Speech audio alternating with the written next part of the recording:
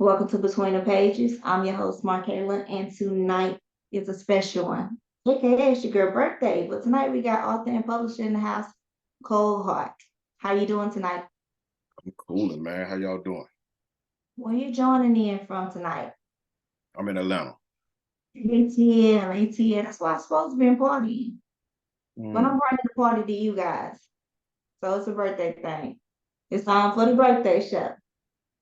So let's get started. We're gonna go into the author side of you before we dive into who you are today. How did you get started writing? mm. I started writing books in prison. So when I first started writing books, it really wasn't I didn't have no desire, let's say, like, man, I'm gonna be a book writer. So, my story is in this, I think it's pretty unique because I started writing books, let me see, 2001. I think 2001 is when I actually started. So I was in prison. I think I had been in prison. It was like my second year. I went to prison. I got locked up in 99. So um, I was in Macon State Prison, which is in Georgia. I did all my time in Georgia. So one day I went out here fucking with the TV and not really knowing the ins and outs of the real prison system yet. I go change the TV and didn't know that because there wasn't nobody in front of the TV. But I ain't gonna make this story too long, but it can be lengthy. Oh, I'm a storyteller, but um, so it was. I changed the channels. And then some guys came out their rooms and shit. They was like, man, hold on, man, what going on, bro? What you doing? Blah, blah, blah. Like, I wasn't supposed to touch the TV. So now I'm kind of like getting offended. You feel what I'm saying? Like, nigga, y'all niggas don't own this motherfucking TV. You feel what I'm saying? But that's how it started. So it was like they had a note hanging up on front of the TV, which I really didn't pay attention to. It was basically like saying they're gonna watch such and such movie at 8 o'clock, right? And which is not 8 o'clock yet. So that's what wasn't nobody in front of the TV. So at 8 o'clock it was something, they had their own little set shows to watch at a certain time. So, I ain't tripped. So I got to argue with a few guys. So I'm like the next day I went and told my bunkmate, I said, man, shit. I said, I'm finna put a sign on the motherfucker. So they finna watch this movie. I got this movie that I'm telling everybody that's coming on. And so I sold the whole dorm as 96 man dorm. And I told everybody a movie coming out called Apples, Oranges, and Peaches, and it had the Brad in it, Trinity in it, and Eve in that time, right? And I told them, yeah, they was in college in Miami, New York, and in Atlanta, and they was moving to work and they were dancing in the strip club. So they believed me about the story because I just left the streets. So I'm telling them about I done sold everybody in the dorm on the story. But now, mind you, this state prison and this like it's level 5 prison. So it's everybody in the dorm, 95% on got life, 2 life, 3 life. So everybody here on some bullshit, right? So mhm. my partner was like, they were like, cuz man, nigga, we got to kill one of these niggas. Because I don't hold the sign up on the TV and let everybody know that this movie coming on. You feel what I'm saying? Right. And so now everybody asked, they were calling me AUG. They were like, AUG, AUG, you seen the movie? You already seen? I'm like, hell yeah, man. I said, man, shit. I said, bro, they ain't goddamn Nickies. They ain't motherfucking goddamn Blue Flame. Magic City. I said, man, this shit goddamn. I said, I done seen this motherfucking shit fire. So they were like, damn, hell yeah. So now the next night was gonna be Saturday night. Everybody in the mall, they chilled, they done fixed they drink. We used to drink these drinks called Bombay, which is coffee and Kool-Aid and motherfucking sugar and all this type of shit and sodas mixed together. It's kind of like a geek drink, right? With the ice. So we drank everybody got their drinks ready. Everybody in the mall, they chills. So at 8 o'clock, at the time I was smoking, I was smoke Black and Mild then. So and I'm standing in my door and I'm like, I'm smoking me a Black and Mild. But everybody was like, man, what the hell got this? 8 o'clock, the movie ain't on. What the hell AUG at? So they calling my name. So they were like, man, bro, so what's up with the movie? So I'm like, that's just supposed to be on. What channel y'all got it on? You know what I mean? So I'm pissed because they did that bullshit to me yesterday. You know what I'm saying? So, and make a long story, after we had our argument, little standoff in the dorm, you know what I mean? A bunch of gang shit, you know what I mean? Young niggas, we were young. I mean, I'm 25, 26 at the time. You feel what I'm saying? So we after all the smoke cleared, it was a guy from New Jersey. They used to call him we called him Bam, but they were calling him Brick City. Everybody go call him Brick City. And he called everybody little buddy. So after all that shit had cleared, he was like, hey, little buddy. He was older. I'm like, fuck you mean? They don't call me no motherfucker little buddy, right? So he was like, man, where the fuck you come up with that shit from? You know what I'm saying? So I'm like, shit, I just came up with it, bro. You know what I'm saying? And he was like, so you just came up with that shit on top of your head like that fast. You feel what I'm saying? I'm like, yeah. Mhm. He was like the whole damn story. So I'm like, he said, man, that shit that could be a motherfucking book, bro. So he was like, and I'm like, a book? A book is the farthest thing. Like, mind you, I ain't even, I got life plus 15. You see what I'm saying? So I ain't Right, been this motherfucker probably a year. So I don't want to hear nothing about no book, shit, no nothing. You know what I mean? Like right, trying to get out, right? I didn't think about no book shit, but Buddy was like, man, I write. I can write a book to this. You know what I'm saying? He said, my mama a school teacher. My mama published the book for us and shit. But now he kind of like got the ball done started, the light bulbs coming on, right? So I'm like, what? So he showed, I said, man, you don't write. He don't write. So he went to a room, got a bunch of yellow envelopes, showed me some shit. I'm like, this dude was a real writer, but he had never wrote a book before. He was just writing a bunch of short stories and had this shit neat typed up and everything. I'm talking about I was impressed because this was my first time meeting somebody who actually really knew how to write. right, So he done sold me on this shit. And I'm like, I say, man, look, it's the thing, bro. Don't get me started on nothing that we ain't gonna finish because I don't like to start shit. I said, if you ain't gonna finish it, don't goddamn get me on this shit. You feel what I'm saying? And sure enough, he got me on it. We wrote the first chapter together, and then he quit. He said mm, his little brother was rapping up here in New York or some shit, and he had to write the raps for his brother over the phone. So when he told me this shit, I was so mad.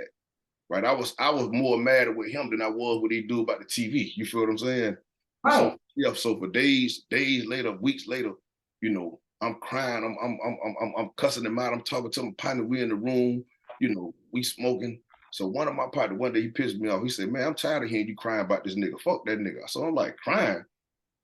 This nigga had me hot. What you mean? We don't use these type terminologies in the motherfucking chain gang. So this nigga said, crying, fuck you mean, nigga, don't fighting words. You feel what I'm saying? So you keep crying about this nigga, keep talking about he stopped the book shit. You know what I mean? He said, that's your story in the way you write the motherfucker. You know what I mean? And when he said it that day, so I'm like, man, you know what? But I think I do shit out of being pissed off and that's just me. I do stuff out of anger. If I get pissed, like y'all can kiss the baby. You see what I'm saying? mhm. Because not only am I going to show you, I'm going to show me 10,000 times more than I'm going to show you. But then you're going to be like, damn, boy, that somebody done pissed that nigga. So anytime y'all see me going hard, y'all going to be like, somebody done pissed that nigga off, right? But after that, Pretty every day, sure you gotta prove yourself, right? You gotta yeah, prove. that was, and with that being said, like that's kind of it's a gift and a curse, the pros and cons. That's what like with anything. So, I'm in the library every day now. You see, outside of the law library trying to get my appeal and habeas corpus shit done. So now I'm in the library every day reading fiction books, right? I'm reading fiction books. I'm studying books because, but my first my first business movement from prison was I started studying the stocks, right? Um, so I did stocks for my whole first year, right? And mind you, when the World Trade Center got bombed, I had just right before that, I probably had my first $1,200 investment that I had done put in from prison, and I had done lost every goddamn thing. So I was already stressing behind that, right? You see what I'm saying? And I'm stressing behind like I'm getting denied on my appeals and all this shit right here. So so now it's like once I start writing and learning the actual craft of writing, I'm talking about I'm ordering books. Whatever they ain't got in the library, I'm ordering, I'm paying for them on my pocket, how to write, how to publish, how to be a best-selling author, all these books I had stacks on. So I've been reading these motherfuckers like forever. You see what I'm saying? My favorite authors, man, in the time of me studying and trying to become a writer was Sidney Sheldon, James Patterson, John Grisham, um, Dan Brown. I wasn't really into, I ain't gonna say I went into no black authors. I used to read Donna Gons and all that shit way back in juvenile. You feel what I'm saying? When I was 15 to 16. So I hadn't already dissected all those, but it gave me a different feeling when I started reading New York Times bestselling authors because I was like the main thing. Okay, so these books already been edited by the best editors in the world. So this is what I need to study. I don't need to study the prints. I don't need to study the pimp books or nothing like that. I need to study these on crafting these characters and how these books come into life. So it took me like 8 months to write my first book, and it was titled at the time. The first time it was titled, what was the name? Apples, Oranges, and Peaches. That was the first title. Um, the name of my first publishing company was called Street Fame Publishing, and it was something like I say, all this I'm doing from prison. So a few guys that was in there with me, they was getting their wives or their moms to, pull up stuff for me and help me out. You feel what I'm saying? So I found a printing company in Poughkeepsie, New York, and I got in contact with those people. I wrote them, and this was before. I mean, I'm doing all this before all the Triple Crown and the Terry Woods. I'm doing all this in 2002, in 2003. I'm not saying that they wasn't really out, but it was probably 5 books later after that. So that's how I got started writing. Because once I wrote the first one and I let guys in the dorm read it, and it was a good story. It wasn't real. It wasn't well written. So but to them it was well written, and to me it was well written, but I knew I needed to polish up my writing. You know what I'm saying? So it took me years to polish up my writing to get shit. Like even with that book, when I first put it out, like I wouldn't even try to sell a copy of it, you know what I mean? Until I went back 5-6 years later and rewrote the whole book. And that's when I changed the name of it to Bowtie Mafia. You see what I'm saying? So I think after that, I had wrote a book called Money Change Faces. That was my second book. That was kind of like one of the hardest street lit books, if you ask me, that was out. A lot of my books, my first books that I wrote, kind of just took them off the market, right? I took them where you can't really, I mean, some people can find them, you find them cool, but I took them down because I wasn't really comfortable with a few of them. And but years on down the line, I think once I wrote, I don't know, before I get going too far, you want to stir me back in my lane, you know what I mean? Yeah. So I'm gonna ask you. You trust me. If I don't do nothing, I got you. You're going in the right direction. How many books have you written that whether you pulled them or published them or not? Well, How many? I mean, some of them still up. I don't wrote a few books. I think I think I probably got at least 20 books under my belt, at least 20, 21 maybe. My first, I think my first breakout book was, I wrote a book called Crazy Summer. And this moving on up the line through by time, because before I get to that point, let me reverse, let me pause a little bit and go back. After I wrote about 3 or 4 books, I got transferred to another prison. I wound up losing a book on immediate transfer. So I had actually wrote a whole book. I let somebody read it. They put me on the bus on a transfer.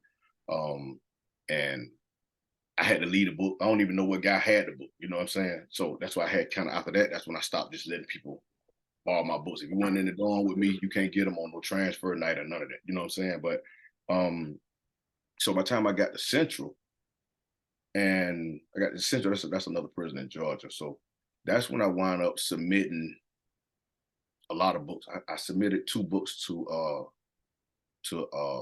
Vicky Stringer, which was Triple Crown, and both of those books got rejected. I submitted the same 2 books to what's the lady name? Terry Woods. Terry Woods had a publishing company at the time too, I think. I submitted the same to her. Both of them got rejected, and it took months for them to tell me no. So and it took so long. I was like, well, damn, did they keep my motherfucking books or something? Yeah. So that was my next question. Hmm. Was how hard was it at the time to submit to a publisher? Well, it was definitely hard. I'm gonna tell you, and it was in prison. Yeah, it was hard. It was hard in prison, and being that because for one, you got to have somebody to help you write. I mean, help you type your story up. Now, one of my things was I was kind of networking with guys all over the prison, guys that worked in the library, guys that worked in the GED class, the GED teachers. You know what I'm saying? Even my GED teacher, principal, I mean, not the GED inmate, right? He kind of like assisted me with a little editing, a little bit of typing up. You know what I mean? I had to pay for it, but it was just I got it done. You can't really just submit. I wasn't submitting nothing that was handwritten. And the thing was, it's kind of like it was one time, so I wrote the warden a letter, and just to see if I can get in the computer class, just to type a book up. And he couldn't even believe it. He was like, ain't nowhere in the hell you wrote no book. Ain't nobody writing no books in here. You know what I mean? They gonna, you kind of think like, and nah, everybody here want to bullshit. So, and this was the early '90s. You see what I mean, not the early '90s, early 2000s.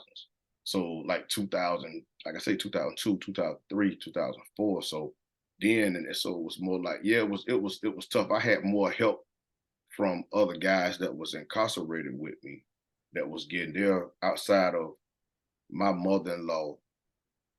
She had a shop, but she still got a shop. She still had got an alteration shop. So once I did get my own, after I got rejected, I wound up getting my own copies printed up. So I got me like my first 50 copies printed up of that first book, which was called Apples Are in the Picture, but I changed the title to It Seems So Real, right? So I got some copies printed up. I sent them straight to her. But then I had people, some of my partners that was on the street, they was going, to buy the books. You know what I'm saying? So, but it took a lot of work, but I felt like, like I say, once I get started on something, I'm all in. You see what I'm saying? So, Well, let's talk about your subjects. So huh? how did you come up? Let's talk about the subjects you came up with. Was some of them real life stories, imaginations? Well, I mean, I think the thing is, so I wasn't a love type of guy, so I didn't write about love, right? With no Mhm. romance, and because I've been in the streets my whole life since I was 13, so I can only tell you about the What dope, you the dope, the dope boys. I can tell you about the, you know what I mean, the girls, the project chicks. I can tell you about all this right here. You feel what I'm saying? Because I this was my life. I know it ins and outs, right? Um, so the stuff that I was writing, yeah, I can write about the streets and the robbing and the kidnapping and the murders and the gang bang. I can write about all this shit. But that back then, it was popular. I mean, yeah, because if you think, really? yeah, street lit was very popular. Street lit is kind of like a CD right now. CD, nobody ain't buying CDs or cassette tapes. You know what I mean? So I don't even publish street lit at this Mhm. point because it don't sell.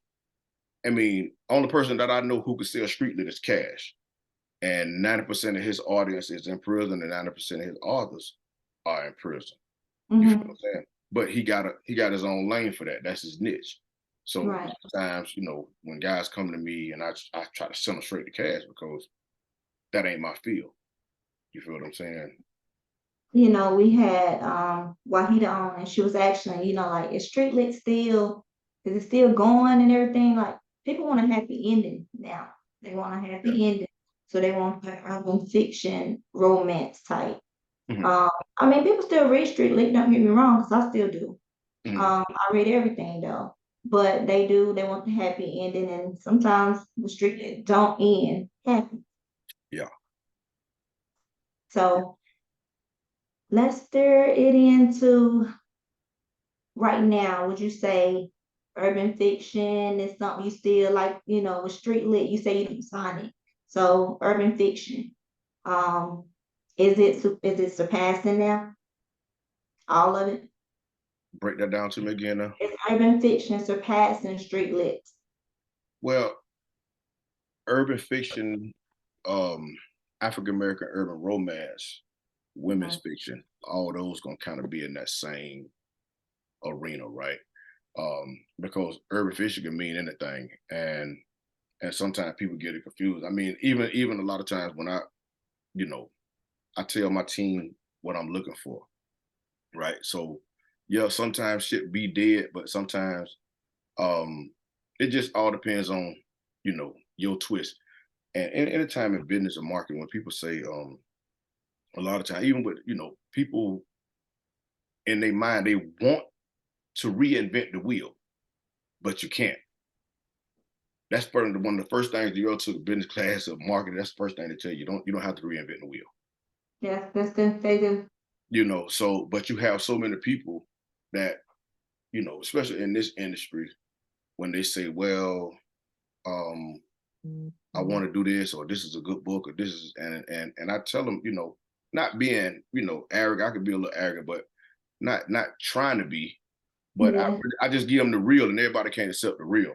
So sometimes when I be just me being real, it sounds like I'm hating, because a lot of people really don't know no better. So, and until they have to jump out there on the deep end of that water, when they jump out there in the deep end, that's when it be totally different, right? So, and be like, damn, Cole did tell me this 2 years ago. You're right. And not just, I just know, from the business, because not only have I been doing this shit 10 plus years, like I've been writing, and anything would do with writing, at least 20 years this year, more or longer, because like I said, I started writing in 2001, 2002, somewhere up in there.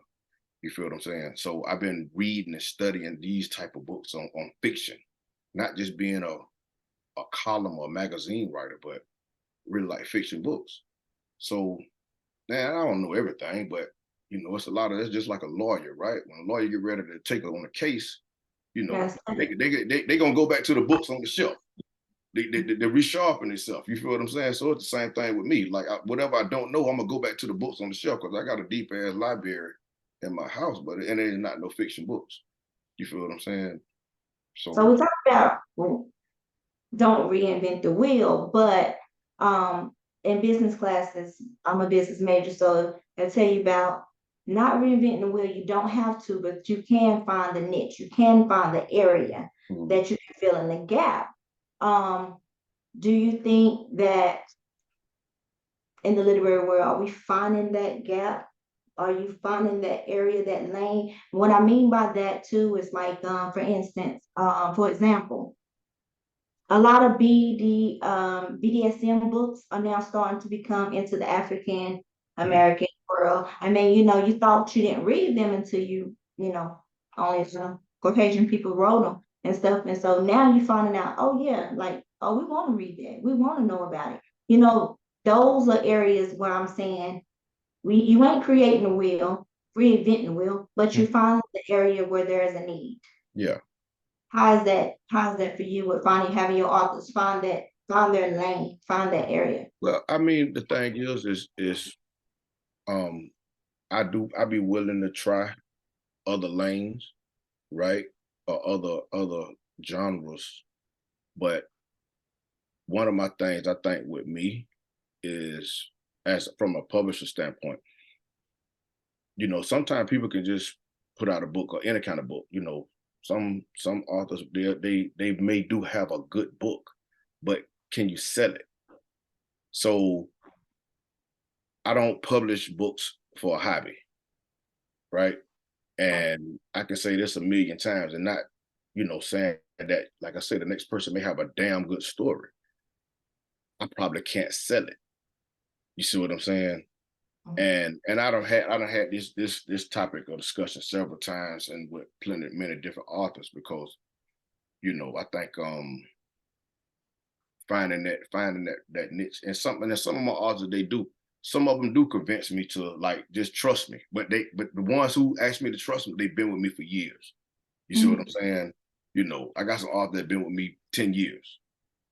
So I don't have a high turnover rate of losing authors, or trying to run and be like, well, no, because I don't, so some of them I can trust, but in the beginning I can't. I got to make sure that Right. we're on the same page. You feel what I'm saying? Because if a new author come to me and say, trust me, you ain't done no numbers nowhere, I can't trust you, because that means, because I put money behind books. I don't give a damn if it's a 99-cent book. I put money behind it. So that's my biggest marketing. That's why, selling these books, the part ones is always the hardest one for me.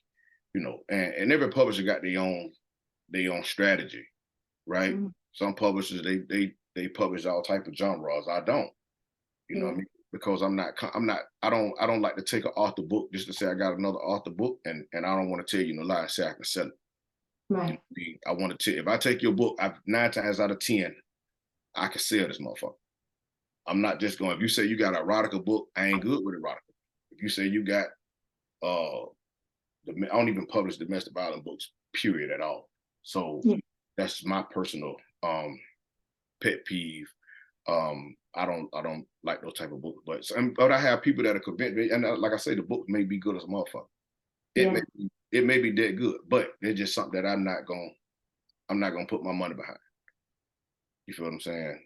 And Oh, we talked about, you say you sign new authors, look for new people, look for new talent. When should a writer start calling themselves an author, in your opinion? well, I guess a writer can call themselves an author once they write a book, right? You think so?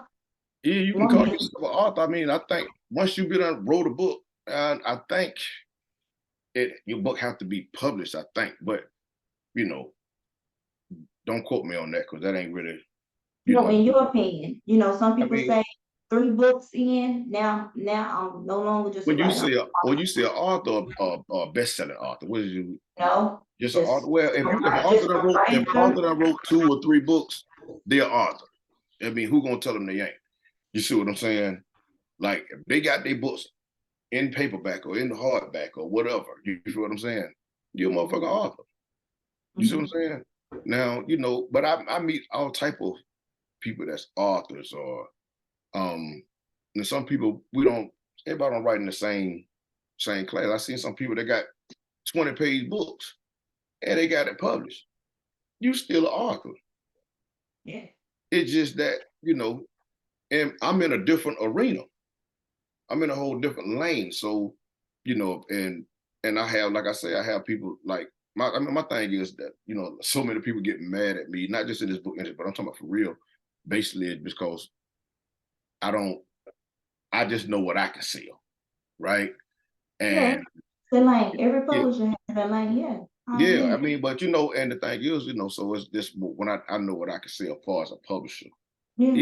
Even as an author, like shit, I'm probably the most floppingest motherfucking publisher it is when I write books because my books is either too they before their time or they too deep, right? Mhm.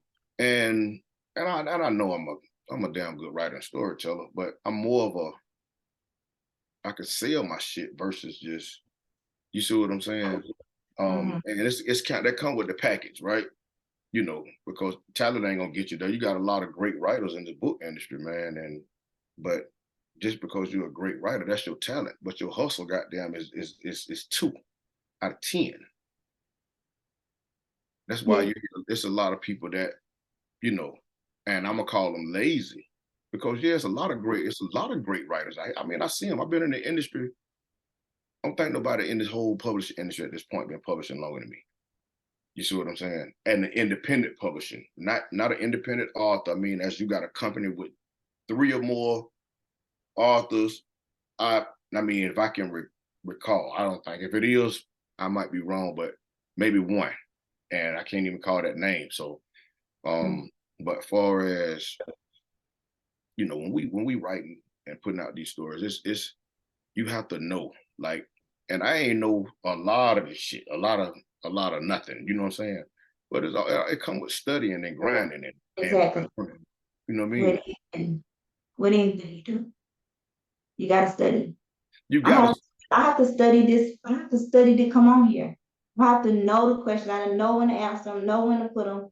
I have to make the person feel comfortable. I have to take time to do it. I just don't come on, put my camera on and get in front of everybody. yeah, If you like it and you love it, you gotta put your time into it. Let's go into, before we go all the way into your publishing career, let's talk about how your transition was from author yeah. to publisher. Hmm, that's a good one. That's a good one. Let me see. Because let's say here, when did you start publishing books? Well, I didn't actually start publishing books until, I mean, and I'm not gonna count me as a self-published, my self-publisher. I self-published all of my books up until um, I got with the first publisher that put me in a contract, which was a company called G Street Chronicles. And I signed with this guy while I was in prison, just because I didn't have no more money. I had already put this book out. I wrote a book called A Town Veteran, one of the hardest street lit books. probably out there. I rechanged the title to Godfather of Atlanta.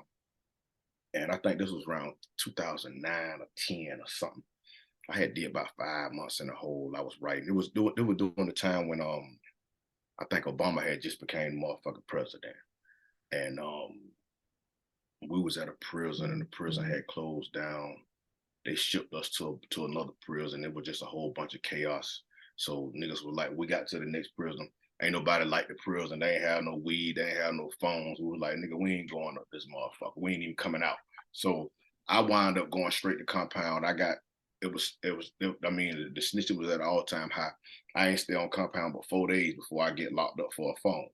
So when I go back to the hole for the phone, I'm like, I ain't doing no more motherfucking time on that goddamn compound. I don't give a fuck where y'all send me. So while I'm in the hole, a couple of my partners came back. They brought me Jeezy, Recession, and they brought me T.I. Paper Trail, those 2 CDs. And I listened to them CDs. I spoke about this on that clipping. I don't know if y'all watched that documentary clipping that I got. I spoke about this, so I know I listened to them CDs over a lot of motherfucking time. And that's when I was like, man, I'm finna write a book called A-Town Veteran, right? While I'm in the hole. And this, I think it had to been 2008 going to 2009, I want to say. So, because I brought the New Year in the hole, I never forget it. And by the time I got out the hole, I went to another prison, shipped me to another prison way down South Georgia by Albany. And I wound up meeting this guy over the phone because we had phone. I met a guy who was the owner of G Street Chronicles. I thought the guy was out, but wound up he was in prison too. And I was telling him about the book, which was, I mean, everything he said, it sounded good to me. And he sold me on it. And I'm like, damn, but this might be my motherfucking big break. That's what I'm saying.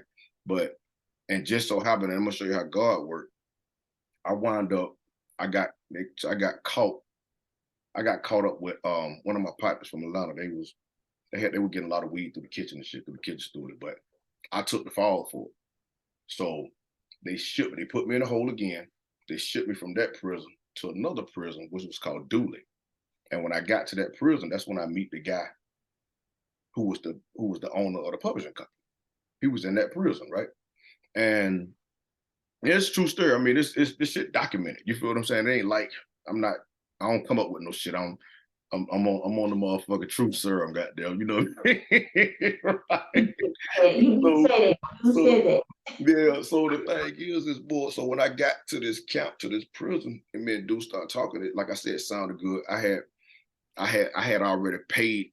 I used to use this graphic designer named Davita Baldwin, and this was the lady. She was like the best designer at the time. She used to do all the Ashley and Jaquavius covers, all the cartel covers, everything, all the hard ass covers from back in the days, all the paperback covers. She done them. So I wound up scraping up $450, $475 to get this lady to do. She did my book cover called A-Town Veteran, and I paid another lady $750 to edit the book. So I got the cover, got the book edited, got it goddamn printed up, the ordered copies and everything. And when I got this book in, this motherfucker was full of errors, right? A bunch of, I cried real tears. That's how I heard I was, right? And I never got my money back from this lady. And I ain't got no more money. That's what prompted me to sign a contract with this guy, right? And when I signed with him, like I said, at the time, the ebooks weren't even popular in the Black community, right? So Butter was like, well, it's the paperbacks, it's the paperback, that's where the money is. So he was kind of part of the paperback movement. That's what he had done, created his blueprint from the Triple Crowns and the Wahid Clarks and all they companies. He kind of, but when I signed the contract, I got 12%. That was my royalty, 12%. 12.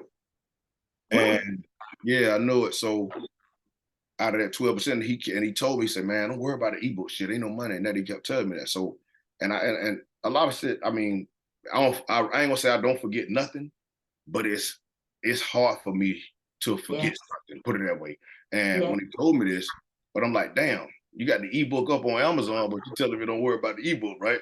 So I ain't getting no money off the ebook. I'm just getting. He just told me just promote the paperback. That's where the money at. Promote the paperback, right? This was 2009. I think this was 2009, 2010. 2009, 2010. It's up in that area. You know what I'm saying? And at the time,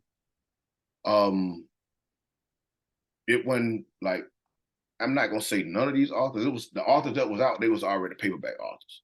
This ebook movement thing hadn't really started for the blacks.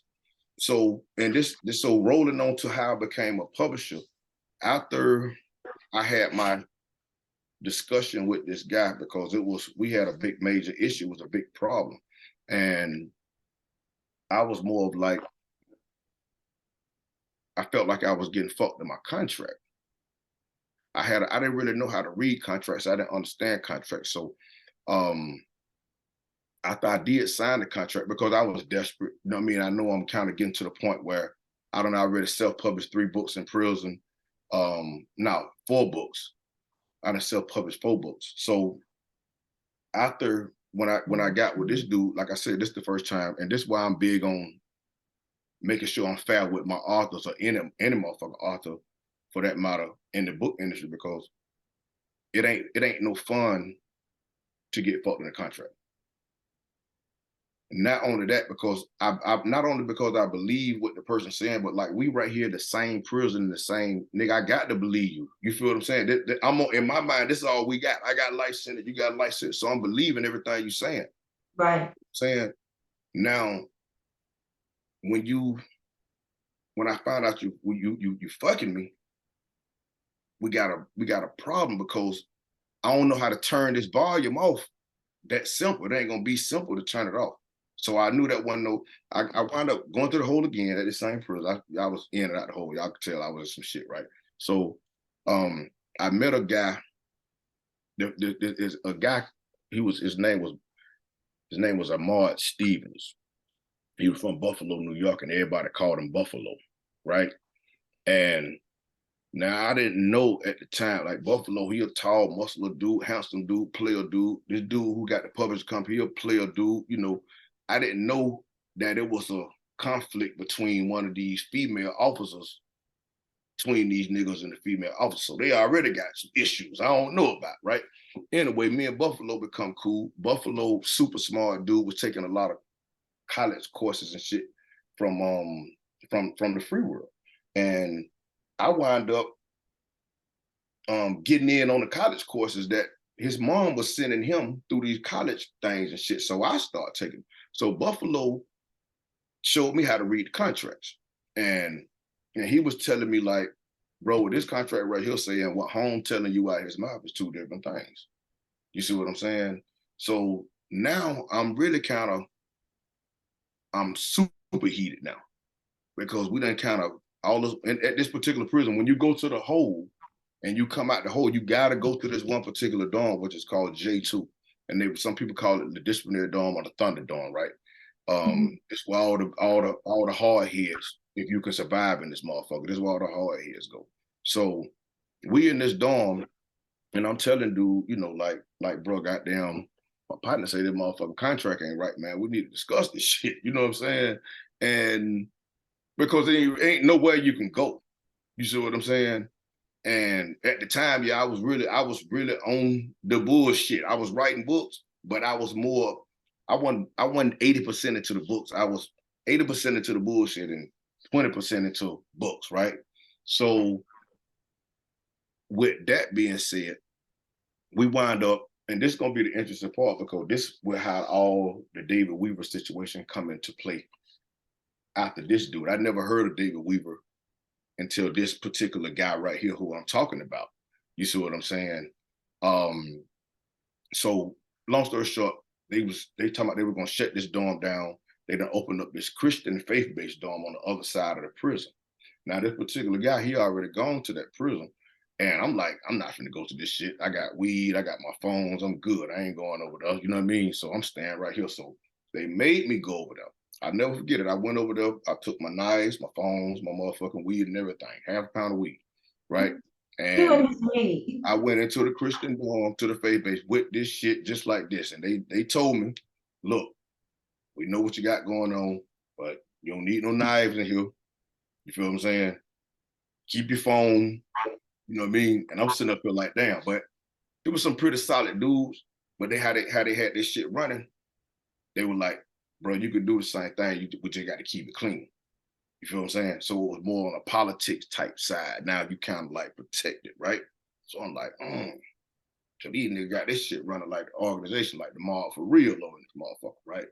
And I'm talking about this real life. So now I'm back over here with this same guy again. So now this when we watching, we can look at the bestseller charts, right? Now I'm hearing about the ebook shit in the book industry. Yeah. You see what I'm saying? So I know this 2010 now at this point, right? It got to be 2010 or early 2011. So I never heard of David Weaver until they mentioned his name in that dorm. You see what I'm saying? Because this guy's a publisher, so he already know what's going on in the book industry. So, but he's not. He had a lot of authors.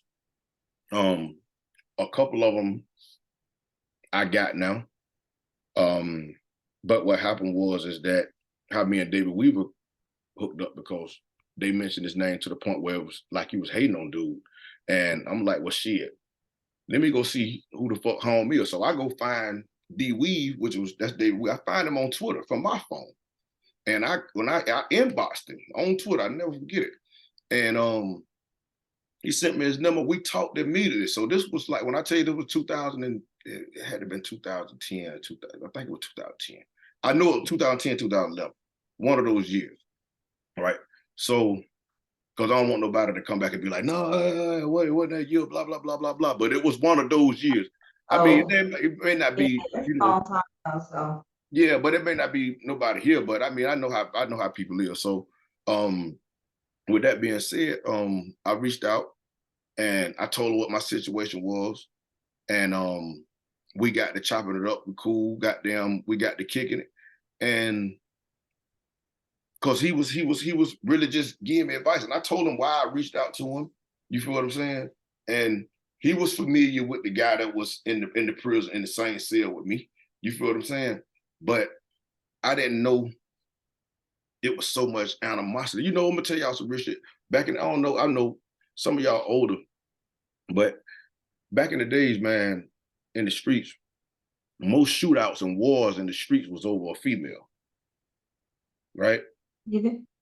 I'm talking about 95% of them. And it wasn't really never over no drugs and never over no money. It was always over a woman, right? So lo and behold, all this book industry shit, this shit happened behind some jealousy of this same dude that I was in prison with. He just hated David Weaver that much. He hated the man so much that he was out there trying to end his career. Like, and I'm like, and I'm sitting up here, I'm like, bro, like, you can't, I'm in this motherfucker with you, nigga. You can't expose nobody. I know what the fuck you got going on. Like, it's this, see, in prison, man, you got a lot of niggas that can hide. They can, just because everybody that go to prison is not gangsters. Okay? Everybody go to prison is not, and I don't give a damn how many motherfuckers they done killed on the street or shot or robbed, right? A lot of guys be on the street, they call it charged up. You're getting extorted to keep the goons off your ass. So that's the story that y'all don't really hear out here. So yeah, because a lot of them, it don't matter if you're done, you had a whatever amount of time, that don't matter either. You feel what I'm saying? But when me and Weave hooked up, it was just everything was genuine. You know what I mean? The bankroll squad had just kicked off. So when I was talking to him, we still ain't talking about no publishing or nothing. You feel what I'm saying? I told him I had a book. I had wrote a book called Crazy Summer, and I had already had the cover, it. I paid $1,800 to get this book edited from prison. $1,800, one motherfucking book, right? It was 89,000 words, right? I ain't gonna call the editor name because I don't want to expose her on no bullshit. I don't think she really just edits and no, but she charged me $1,800, and it took about 5 motherfucking months for me to get my motherfucking book. So Mm. it's the type shit that I was going through and I had to go through. But once I did get the book, I did put the book out. I think after before that book, I did drop the book, the A-Town Veteran book. And I thought just because, and this was a lot, another thing that I tell my authors shit from experience, not nothing that I done heard. When I put out A-Town Veteran, I thought, oh man, well, I'm big dog. I done published goddamn, book on the charts is doing so. You know what I mean? It's just I got some reviews. Like I'm thinking I done built up, but The money. yeah, well, I just thought I had done built up a fan base, but that Uh-huh. wasn't the case. So by the time I dropped this crazy summer book, um, and I had my people from the street to just upload it through the account and all this shit. And that was another hard thing I had to learn. But that's when my first book that I uploaded myself was in 2011. So when that book got, I think it hit like number 98 on the charts. I never forget it. And I'm like, damn. And then it disappeared. So I got on the phone and I called David Weaver. I said, hey man, I just put this motherfucking book out, but this motherfucker ain't did nothing what I thought. I think I had the book priced at $3.99. And he say, he say, give me a second, let me pull it up. He pulled it up, he checked it out. He say, for one, you probably ain't gonna want to do it, but you're gonna have to drop the price down to 99 cents. I'm like, what? 99 cents? This is my first time ever hearing about 99 cents. Well, no, it's not, because this dude I remember when Holmes said in prison, like, oh, the nigga ain't doing that because he got all his book priced at 99 cents, right? I remember that clearly. So when he told me to do it, I'm like, damn, I ain't gonna be getting nothing out the motherfucker. Because I done kind of got tricked into believing what they saying because I'm not here. You feel what I'm saying? Now, at this point, are you still at the 12% royalties? No, I done got out of that contract. You know what I Okay, mean? okay, Yeah, I had to gorilla myself out of that motherfucking contract. okay. So when I got out of it, I changed. If y'all notice, that book is out, but I rechanged the title to Godfather of Atlanta. And so now with this crazy summer, this is my book on my account. So I'm just 100% royalties. So when I got on the phone with Dave Weaver, he told me what I needed to do, or what were his suggestions that he would do. Drop the price, um, revise your keywords in the back end. You see what I'm saying? And it was 7 boxes back then, and I probably had 2 keywords on there. You see what I'm saying? So he told me what I need to put back there, revise my synopsis. You know what I mean? So I redid my synopsis probably 3 times after that. And when I uploaded it again and did everything he said, that motherfucking book wound up going to #1. Right? This was before all the best-selling charts for African American authors, because I mean, a lot of people don't even really get it. So this was, like I say, this was back then. Back then, there was a lot of people wasn't even really even writing, let alone talking about. I mean, if they were, I can't say people wasn't writing because people didn't know I was writing since 2001. I just was incarcerated, so it probably was a lot of more authors that was writing. They just didn't get recognized until their book got published. So I ain't gonna say who wasn't writing. You just wasn't a published author. So let me rephrase that. Right, that make better sense. And so when we kind of got to that, when that book hit #1, I never forget it. He got there, made a post on his Facebook. He had the strongest movement in the book industry at the time. I think he had one author with him. He had 1 or 2 authors with him. One dude, we ain't gonna count him as the first author because he was a buster ass nigga. So we really did. He went on left on some little girl shit, but and so when he tagged me and gave me a shout out, like I just got like 100 motherfucking readers. You see what I'm saying? Just came and he just sent everybody at me and they just start showing me love. You feel what I'm saying? And now I'm like, damn, by all that motherfucking work I just goddamn did that hit #1 and goddamn. So I'm like, and I told him, I was like straight up after that. I said, man, you ain't signing no authors. He was like, Cole, man. He said, man, boy, you could do this shit by yourself. You just hit #1 for prison. Ain't nobody else did this shit. He said, you just hit #1 from prison, independent. I ain't talking about with no New York Times bestseller author, no big public. Ain't nobody else did that shit. He said, you So already. it's the Hart signature at this time. Well, it was Write a Lot Publishing. Okay. That was I done had before Cohort Cities, I probably had 5 companies. You know what I Okay. mean? So this was Write a Lot Publishing at the time. Now I still do have Write a Lot. I got books up under that old account, but I don't really. It don't even. That ain't really. Um. So after that, Write a Lot. I put that one book out, and I told him I want to come sign with him, and he damn near. I damn near had to. I ain't gonna say make him, but I had to bro. He was like, bro. He said, man, I can help you. You can goddamn get. He said, I'll give you the game and give you. I'm like, no. I see, because one thing about me, I knew my position. I knew where I was at, and Mhm. me being where I was at in there, having a phone ain't gonna always be guaranteed. And that was if I lose my phone, everything is gone. You see what I'm saying? So I think I had enough sense to like, no, I'm gonna need some help. You see Yeah. what I'm saying? So it wasn't being a publisher wasn't on my mind. I wanted to like some of the basic stuff, like a lot of authors say, I just want to write books and get me some money. That was all on my mind at the time. And when I finally got with him, um, he sent me the book Bankroll Squad. And he was like, and at the time, Bankroll, that was the name of the publishing company. That's why it was called TBRS. And that was short for the Bankroll Squad, right? And when my first book that came out with him was called The Throne.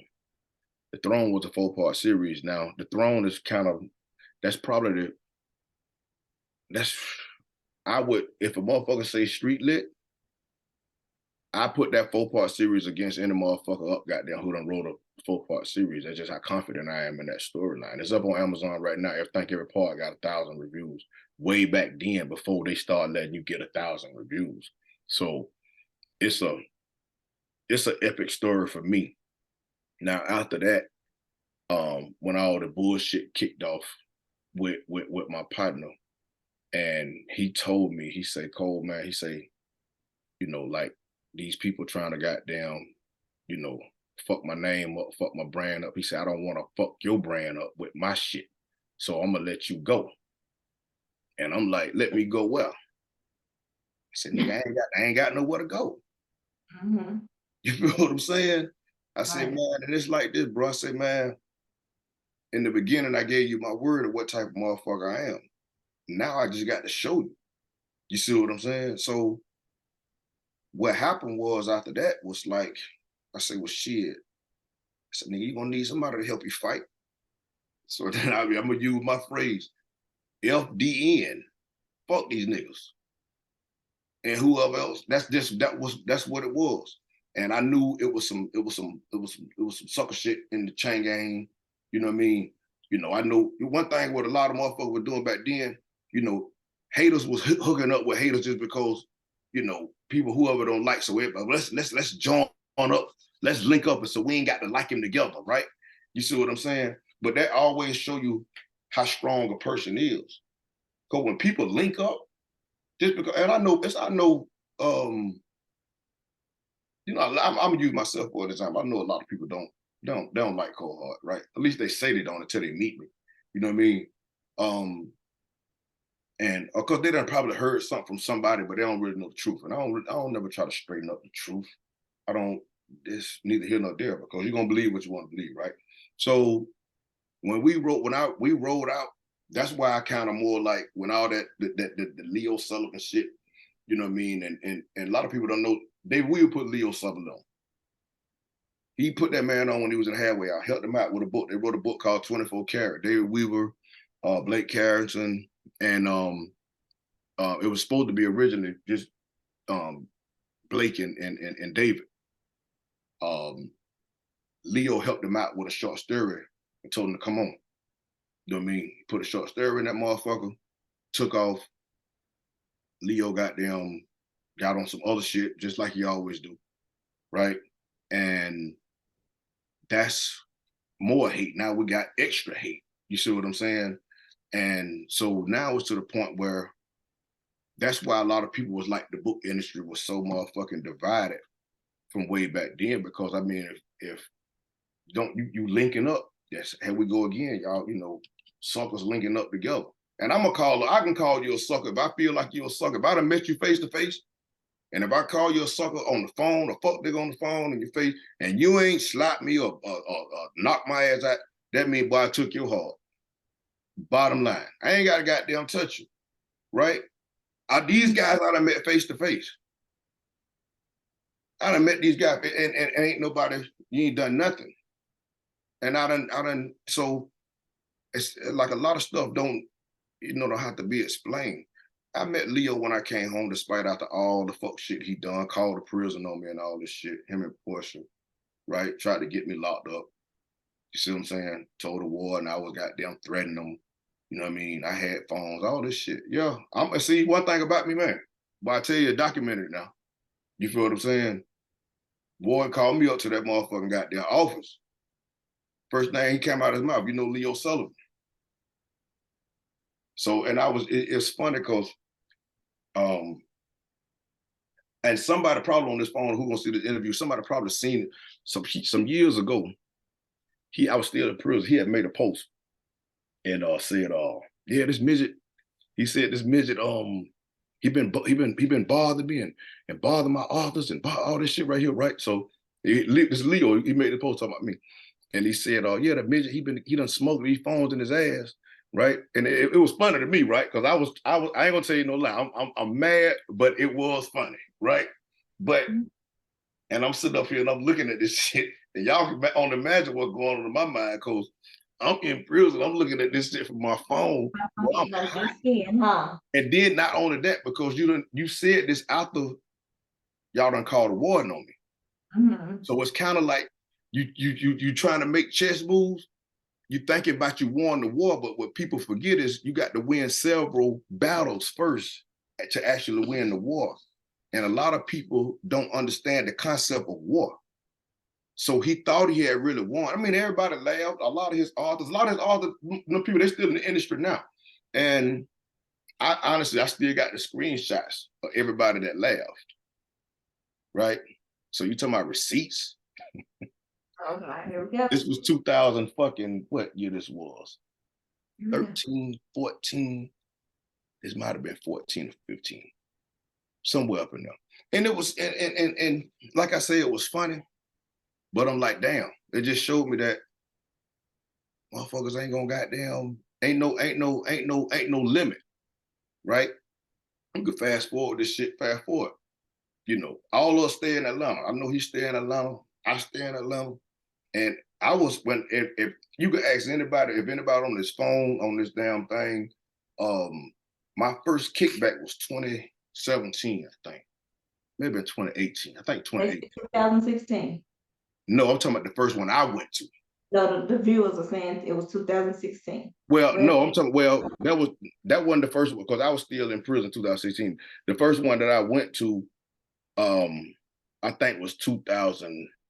I think it was 2018, and I made a post because I'm home now. I made a post. I said, "Yeah, I be at the kickback this year. I'm looking for y'all favorite publisher, right?" So I put them on notice that I'm coming. Yeah, I said I'm coming, and I showed up. You can ask any one of these motherfuckers, any one of them authors, and you know some people I know they seen because I ain't getting no table. I ain't trying to sell no motherfucking books. I want to see if this nigga got this same motherfucking energy.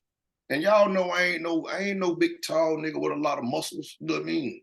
I just got a lot of heart, right? So it's a difference. And of course, he didn't show up. He didn't show up. And I went to some of all the tables. I was, mingling. And a few years later, 18, 19, 20. What year the pandemic kicked in? 2020, 2020, 2021? I never forget. This is a true story. And I'm gonna get off this topic in a minute.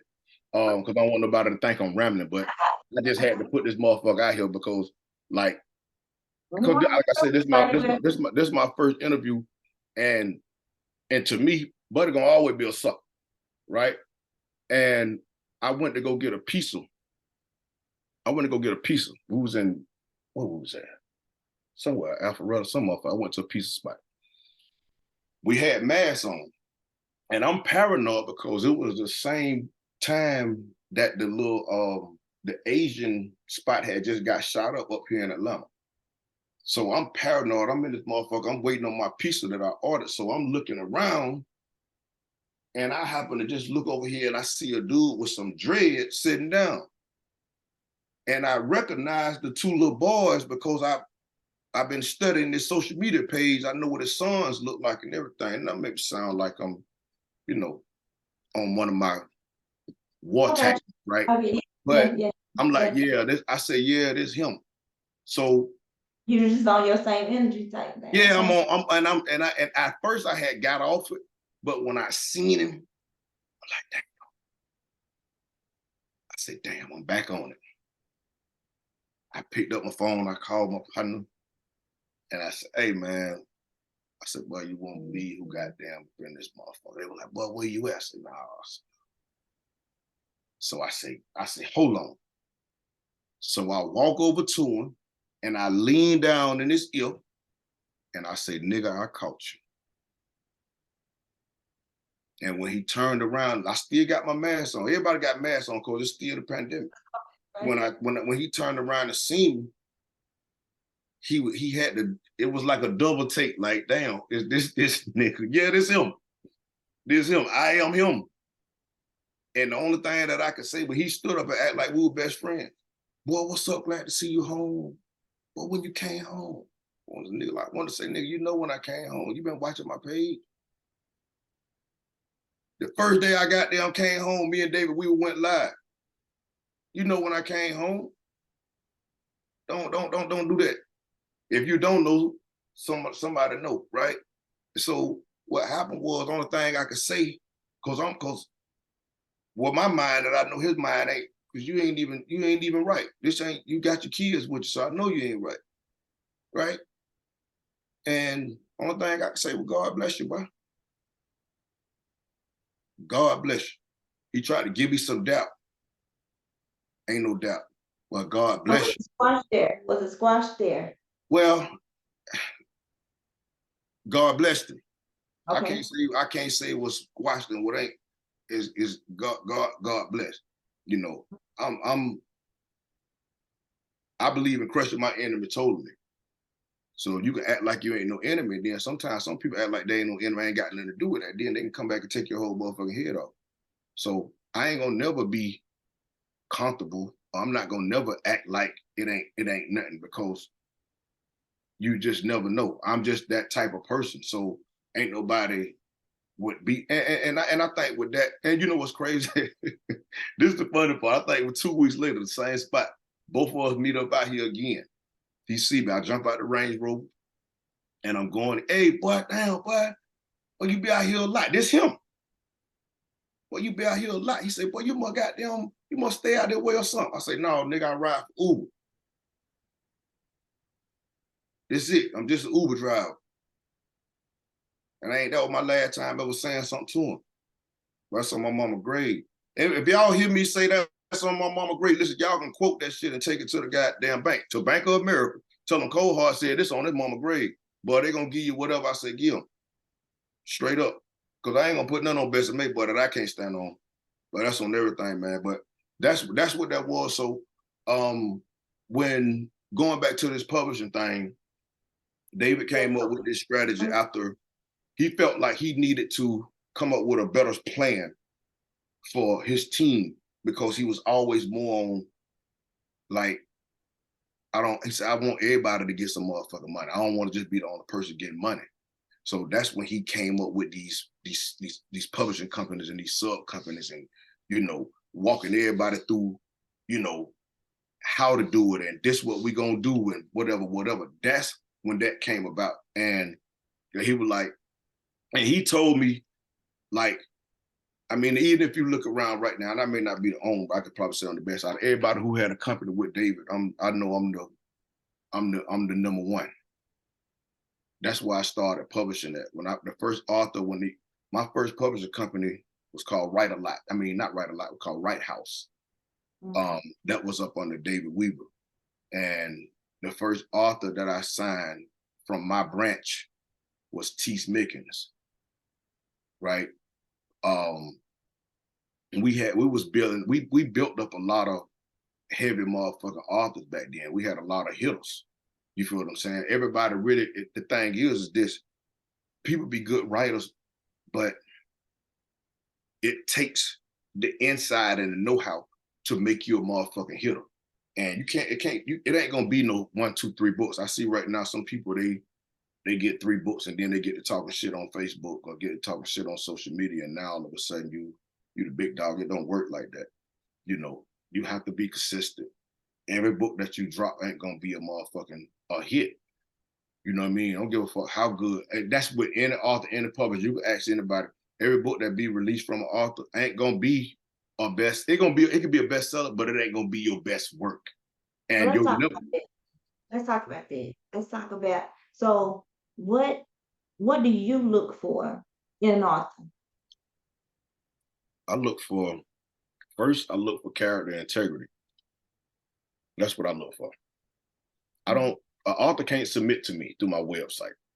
I mean, it's up there, but I don't know who done submitted some shit. You can't submit to me to my website to be published.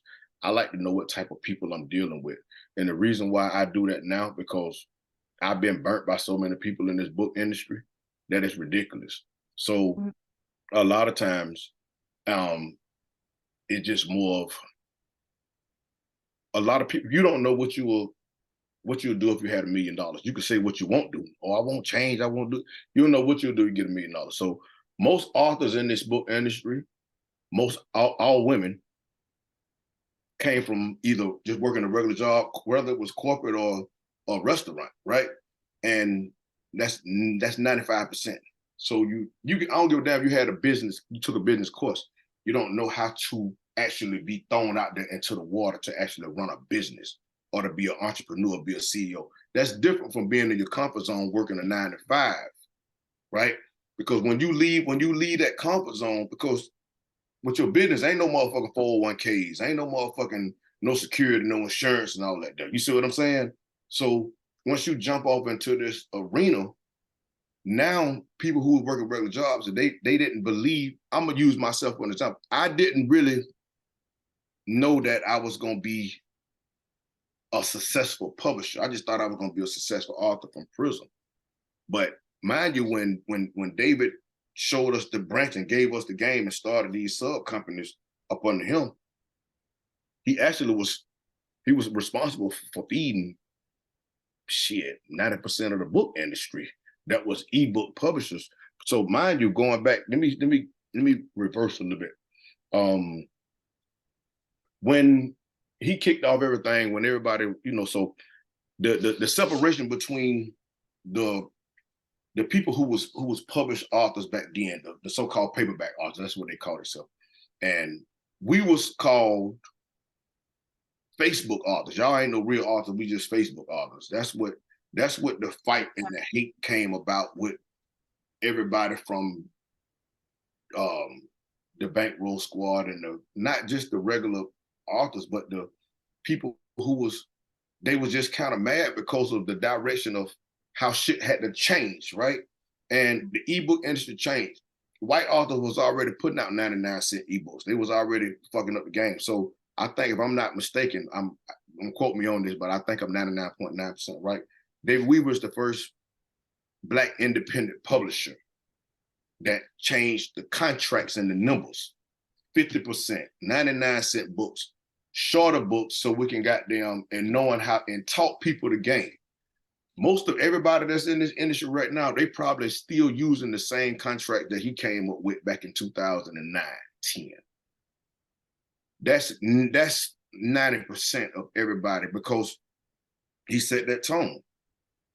He set that tone in everybody. So a lot of times people, I already know what it's like to fight in this book industry, to fight people who I mean, motherfucker, I was a fan of this certain author at one time. I remember he had an article in the Essence magazine, and I cut that article out the magazine and I hung it up on my locker box, and I was in prison. And dude had got like a $320,000 royalty, not a royalty, but a something they had given $320,000 for a 2-book deal, signing bonus or some shit, right? And I'm like, damn. I said, well, these motherfucking gold right here. This is the type of shit I'm trying to do. You see what I'm saying? And when I finally wound up getting on Facebook and finding dude, and he was one of the ones that was talking about, y'all niggas ain't no real artists. Well, that shit hurt me. So I'm pissed. But y'all write real books. Huh? Y'all write real books. I mean, hell yeah, we write real books. I mean, Yeah, people, exactly. I mean, I mean, the thing is, it wasn't, it's like, you know, Blockbuster was mad at Netflix when they first started, right?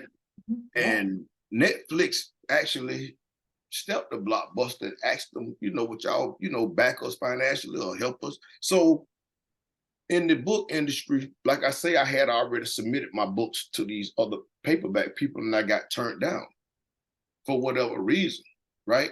And I know my shit probably need polishing up, need a little bit of assistance or whatever. But I mean, if you think about it today, 95% of those people not even in the industry no more. None of them. You don't see goddamn Vicky Stringer. Where the hell she at? What Triple Crown publishing there? You don't see Terry Wood publishing. Shit, I mean, Carl Weber's still out there, but I mean, I think he focused on the movies now. The publishing shit, the book shit, that shit dead. I got 3 authors signed with me, Cold Hart Signature, that's also signed with major publishing companies in New York. And they'll tell your ass right now that they make more money with Cold Hart than they do with them. Yeah. They go back to the 9 and the 10%. Oh yeah, my book in Walmart on the shelf, my book in Barnes and Noble on the shelf, but you ain't getting no money off of it. You know what I'm saying? Now So today, how many authors do you have on Cold Hart Signature? I think about 52, I think. Okay. I think about 52 active, 35 maybe, put strong 35. So yeah, so it's a pretty decent number. Now, using the term Facebook author, as you say too, and Mm, I've heard it. I've heard mm. it. Facebook author and everything like that. Um, what sets as a publisher now, what sets your company, not to down anyone or anything, but what sets your company apart to say Cold Heart Signature stands in the race is what sets you apart? Well, what sets me apart is I'm hands-on with my team. That's one, right? I don't even I don't network through emails. I need to talk, right? Because all of my authors are women. So a lot of and 99% of them are single mothers, right? With kids. So some of my authors, it is what sets me apart as a person. Like for one, I tell them whatever I do financially wise outside this bullshit, because everybody go through some hardship times, right? You know, don't never post me on motherfucking Facebook and tell me I look at your publisher. Don't do. You could thank me over the phone. You know what I mean? Who that is say I love to talk. I'm working it. Please, Oh yeah, yeah, I gotta talk because if I storytelling, setting, I mean the story. thing is you have to because you have to know who you're dealing with, man. And and not just in this industry, like you just seen like what Cat William done, man. Like I mean in any industry, man, you don't really know who you dealing with. You don't know who because people will say one thing and they do a whole nother. You can be in this position right here financially today and be in a better one 365 days from now. And a motherfucker will say, fuck you. Well, you ain't helped me do nothing. But what Cold Heart? Every 90% of everybody who come under Cold Heart, regardless if they're author or publisher, once you can't name a motherfucker who ain't came under Cold Heart that they ain't wind up going off on their own being successful. I know 4 publishers right now that got their motherfucking publishing company goddamn. They started out as authors up on the Cold Heart. Cause I ain't finna goddamn withhold goddamn. I want you to be successful. I ain't finna hold the motherfucking game. What the hell I'm gonna do with it? Do you micromanage? Huh? Do you micromanage? Micromanage. Break that down for me so I can make sure I understand. But break it down for me so a sixth grader can understand, Cole. I'm a little goddamn slow sometimes. And then, they got down tequila done kicked in, so goddamn. Go ahead, break it down for me. You hands-on, right? You Yeah. hands-on. Do you make sure everything, do you have to have a say-so in every single thing that artist do, the author? Well, no, because I done built my trust up. I told you, mind you, I got some authors who've been with me over 5 years. Some been with me 8, 9, and 10.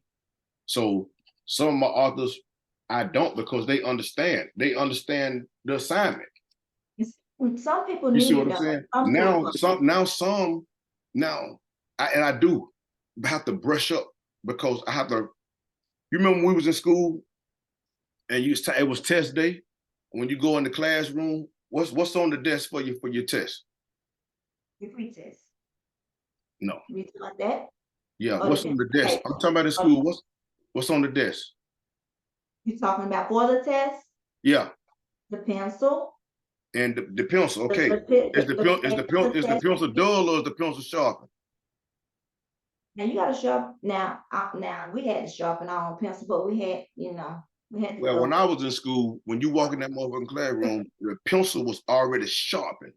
Now, as the test gets started, you probably had to go back and resharpen it. But our teachers made sure the pencil was already sharpened. Maybe I was in the slow class, I don't know. You know what I mean? But they made our motherfucking pencil already. No, we had to go sharpen it. We had to go sharpen a fresh pencil. And go from there. We had to line up, sharpen, and go back. So we have a fresh one. It wasn't already one set now. Okay, so now go back to micromanaging, meaning that I like to try to keep my team sharp as possible. Just like the pencil, when it's test time, it's always a test. That makes sense? So when you can't even feel the bubbles in with a dull pencil. So I wouldn't say it's micromanaging. I want to make sure that everybody see when anything shifts in the book industry, I'm on top of it. I don't give a fuck if it's with Amazon, if it's something I don't understand, I'm on the ass. I call Facebook, Amazon 2-3 times a week. Anytime something shifts, right? I want to know what the fuck. If I don't understand it, I want to tell me what's going on. You see what I'm saying? So my team have to be on top. Well, if I got the game, they got the game. Because see, I don't work. My day job is publishing. My lunchtime job is publishing. My night job is publishing. My side business is publishing. Now I'm venturing off into the movies, but my main thing is public because I love to do it, right?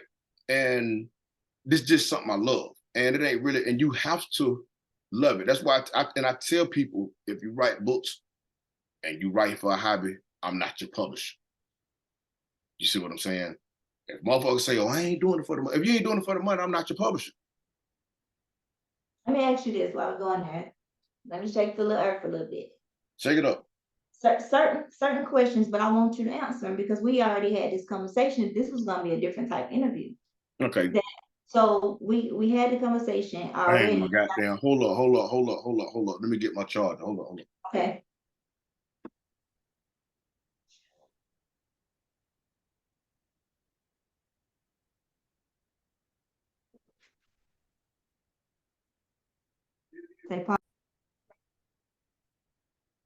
And so we're gonna dive into cohort. Let's talk about you. You said it's a business, right? You do it for a business. Mm-hmm. You hear a few things and you like, okay, your authors put out series. Why no standalone? Well, it's funny that you say that because I do got some standalone. I actually done published several standalones in the past, right? I recently just published a new one. I think it was called Knocked Up by a Drug Dealer by Leilani. I got some more standalones coming this year. So I do it's a few more things. So we're clearing it up. We're clearing it up for everybody. Yeah, you definitely cleared it up. I am, but just because I say I'm publishing standalone, that don't mean I'm just taking nobody who just want to bring one standalone to me. So let's clear Okay. that up too, because some people they're gonna try to come with what they're gonna come with, and you know, I'm still micromanaging that part. You feel what I'm saying? You know, because sometimes people are, I always tell people, people try to. I done seen a lot of publishers lose their companies by letting the authors just do whatever the fuck they want to do. And it don't happen over time, but by the time you done became aware, it's damn near too late. You see what I'm saying?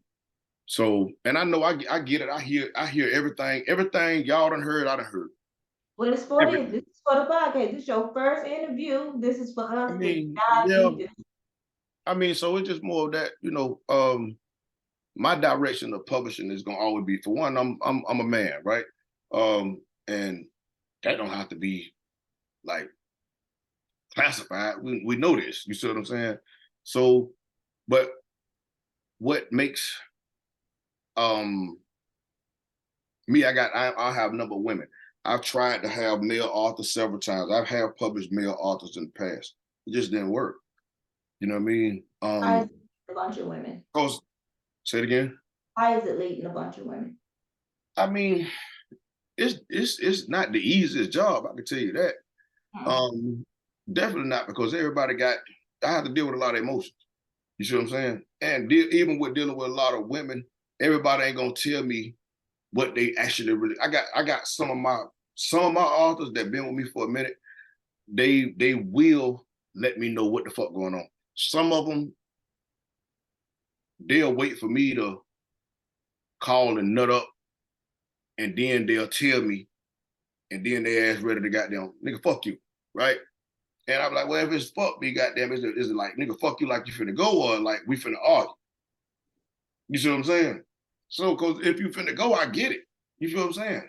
Cause I Okay. mean, everybody done said, yeah, Cohart don't know how to talk to a motherfucker, Cohart regularly. And yeah, I've been working on that. I've been talking to my counselors and shit. You feel what I'm saying? I got mental health counselors and shit now that I've been talking to for the last 4 years now, and that shit been working. That's why I told people, if you knew the old me, you need to come on here and check this out because you can relearn me. You see what I'm saying? Because this is a new dude. Yeah. You feel what I'm saying? And I mean, even like, and I tell people like, I don't really.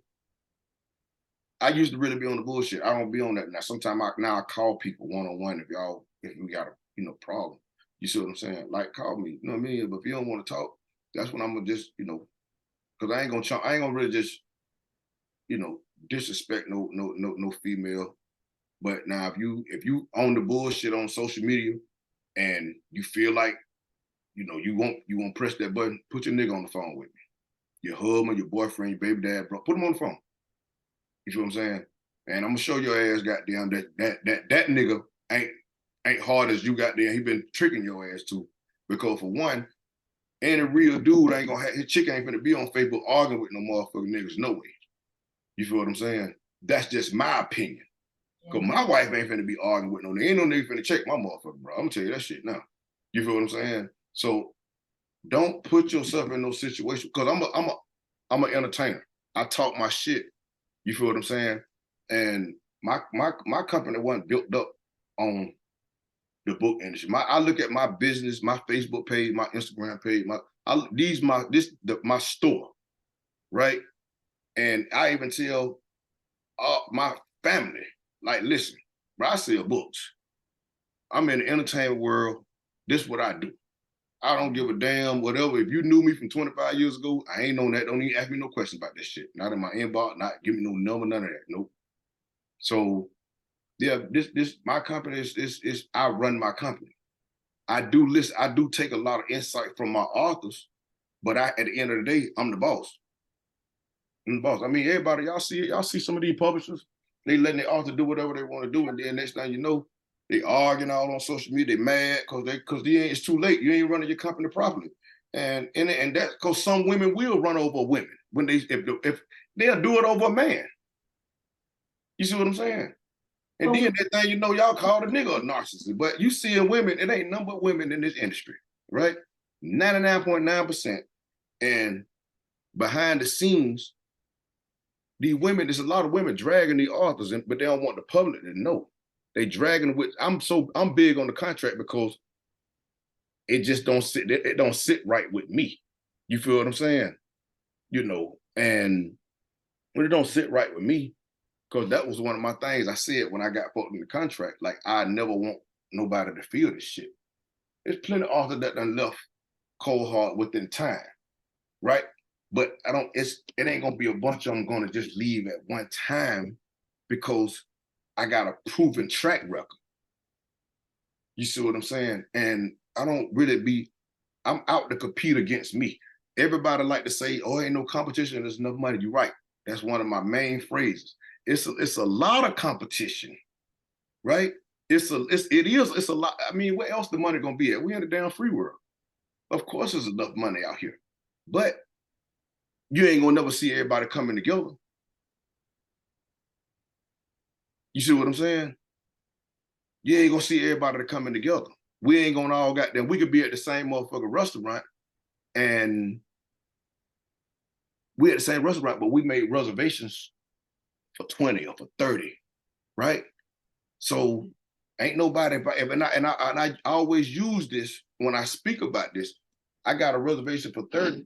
I'm not finna make one of my authors get up, you know what I mean, for somebody else, even though, yeah, we in the same business, but I'm not finna make one of my team players get up for somebody over here that we just associates.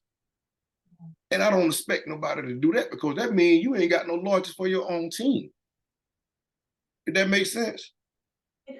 So of course, there's a lot of money. It is enough money out here for everybody, but that don't mean everybody gonna goddamn split the dollar. Everybody ain't gonna split the dollar. You mean in 50-50? I mean, in anything. 50-50, 60-40, 70-30, 28, ain't no, just we in our own table, right? Now just imagine if every publisher say, well, okay, well, shit, let's all come together and everybody get 10% of this or whatever. It ain't gonna work because everybody got their own motives, right? And some people done burnt down bridges, goddamn, that can't never be rebuilt in this industry. You see what I'm saying?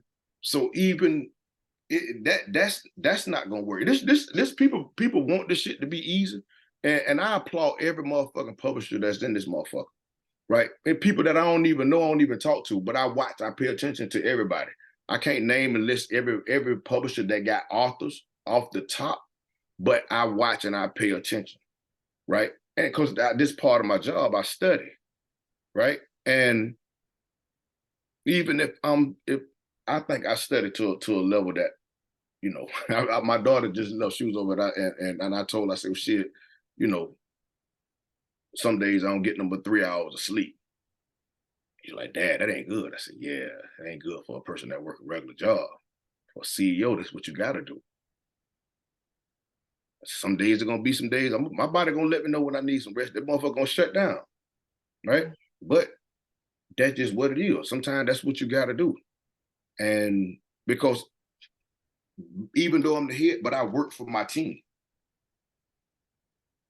I work for my authors. I want to make sure that and everything ain't gonna be perfect. I'm not a perfectionist. I just want to make sure that whatever we can do, we gonna do it. Because when they get out of our hands and get to Amazon fuck us over too now. Let's talk about that. With these new page reads and all that type of stuff, keep changing everything. How do you feel about that? Pricing changing? Well, Amazon gonna always change, and that's the giant. I mean, I'm just gonna be honest, shit. The big publishing companies in New York tried to go against Amazon. They couldn't even team up together and got them take Amazon down. So we just here and got them enjoying the ride.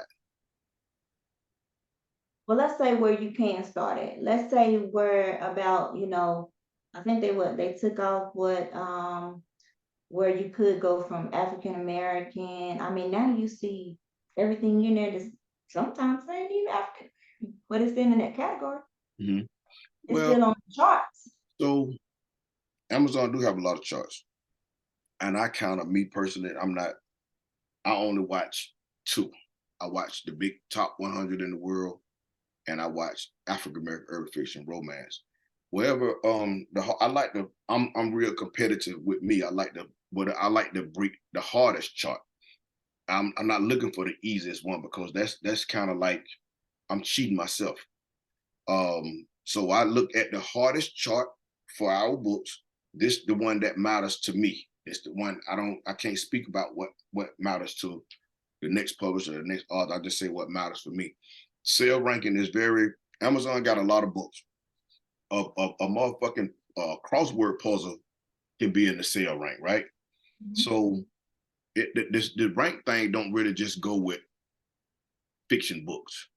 The rank thing goes with every book. So certain months, it's gonna be a lot of more books dropping. Now at this point, what I think we have to worry about a lot of this AI shit, right? And with this, you got a lot of people. It was a lot of publishers. I think it was if I'm not mistaken, I know me. One of the publishers had hit me up, and she asked me, did I get this email from Amazon? And I was like, I don't know, let me check. And when I checked, I'm like, hell yeah, I got this motherfucker. I'm like, the fuck they talking about? So it was something about maybe somebody got some type of system behind the scenes. They buying our books or some shit, and Amazon sent us an alert now instead of versus what they used to do. They would just taking motherfucker companies down, right? So now they send us alerts, or maybe they done came up with a new system where they can detect it that somebody. So what happened in the years, it was a scare tactic, but I got on the phone with their ass immediately. I want to know what the fuck going on, because don't play with my money. I ain't finna, like, if I only bleed Jeff can hide, goddamn, you know what I mean, playing with my motherfucking money, right? But the thing was, it's just more of that when Amazon is, I mean, it's a pros and cons of anything, right? So we got to try to, when we get the pros, we got to ride with it. When the cons come, and I'm gonna say some of the cons is like some shit like our books don't show up in the search. I just tried to pull the young lady book up. She just gave me her title. It didn't pop up, right? So it's so much behind the scenes shit and Amazon, when they switch up, they're not sending out no alert and letting everybody know that they switched up. They just switch up. Same thing with Facebook. Once upon a time, before they started all this professional mode shit, everybody was seeing everybody books, everybody was supporting everybody. When now, since everybody in professional mode, it's on the two things now. Either you're gonna try to get you some money with Facebook, or you're just gonna be posting just on the strength. So but things that people don't know about Facebook is Facebook has this thing where it's in the fine little print at the bottom, and it messes with your algorithm. And not only that, but it shows you it's researches, right? So say one day you may post and you see, dang, I got 100 likes. And then the next time you turn around and you like, I got 15. mm-hmm.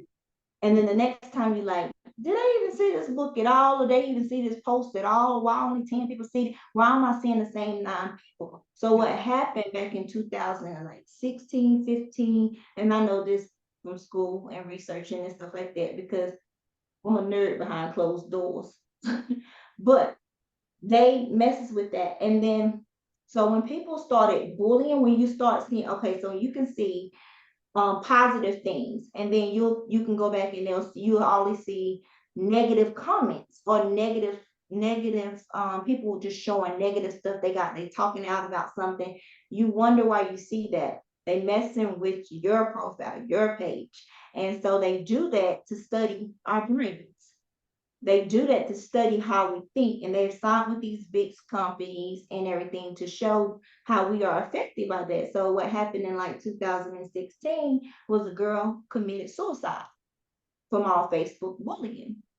And so sometimes it's not, it's when you need to ask people to like help you reset and stuff like that, that can help. But then again, if they're only turning off certain things, if they're turning off for you to only see certain likes, turn it off for you to only see certain posts, because everybody that you think posts that you see haven't really come in. They have removed some people.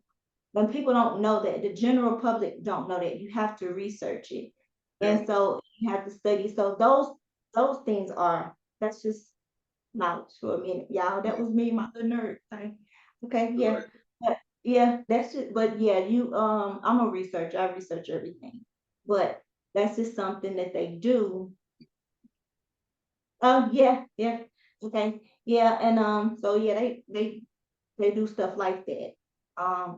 And so to me, that type of thing, Amazon type of thing, what we're talking about, there's a fine line with gatekeeping. I know we talked to everybody have seen or heard or listened to Kelp situation, and it Mhm. happens in every industry. Do you Mhm. think it's really bad in the literary world? Because he spoke from being a comedian. What about in the literary world? Can your books go to television easy, or you got? I mean, what's your I take on mean, that? well, of gatekeeping and can my books go to television? Yeah, it's some gatekeeping in the I literary mean, world. it's gonna be gatekeeping, and that's not going nowhere. The thing is what happens is when the bad part of the gatekeeping thing is that when people don't know that they're actually forming a gate. You see what I'm saying? Facts.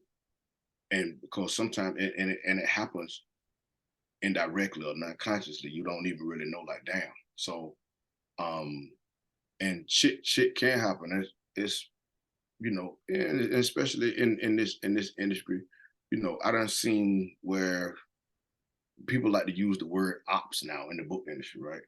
And so that means that you automatically um, creating a us versus them strategy, regardless if we say it in a chat behind the scenes. You may not say it publicly, but I'm a Pisces, so I can tell when a motherfucker. I can feel when the energy ain't right. I can feel the shit. So if in times when people, you know, trying to get established in this, and it's gonna always be some shit, just like in any other motherfucking industry. You see what I'm saying? And I know, like, yeah, even everybody seen the Cat Williams shit. Everything was goddamn like. But now, if you think we can go back to um, that guy, what's his name? Everybody was arguing with. A lot of women was arguing with him about a month ago or 2 months ago. I don't know how long ago it The was. right guy. Yeah, and I was like, well, and I mentioned like I said something on the behalf of the women, but honestly, that ain't had nothing to do with me. He wasn't talking to my authors.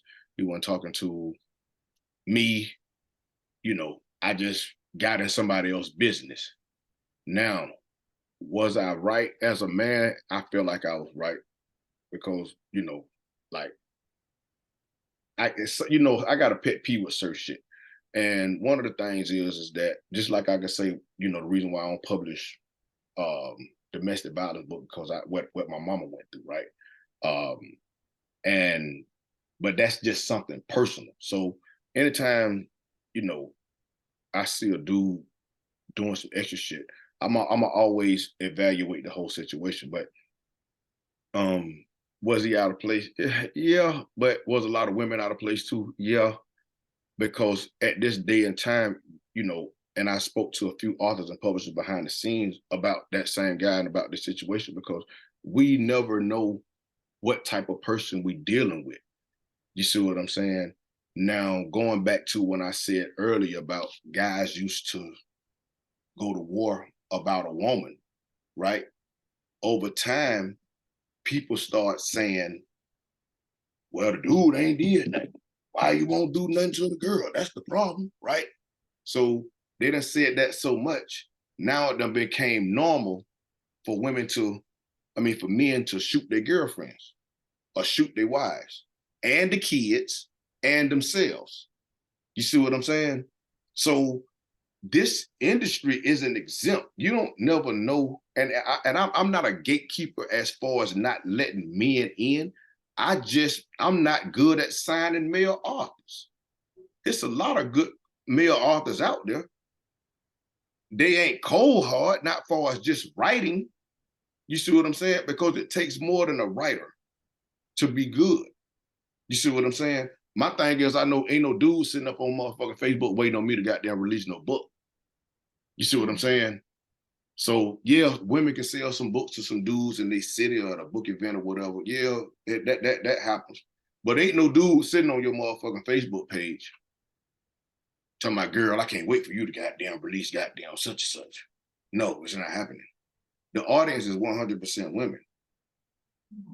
So when I tell my authors that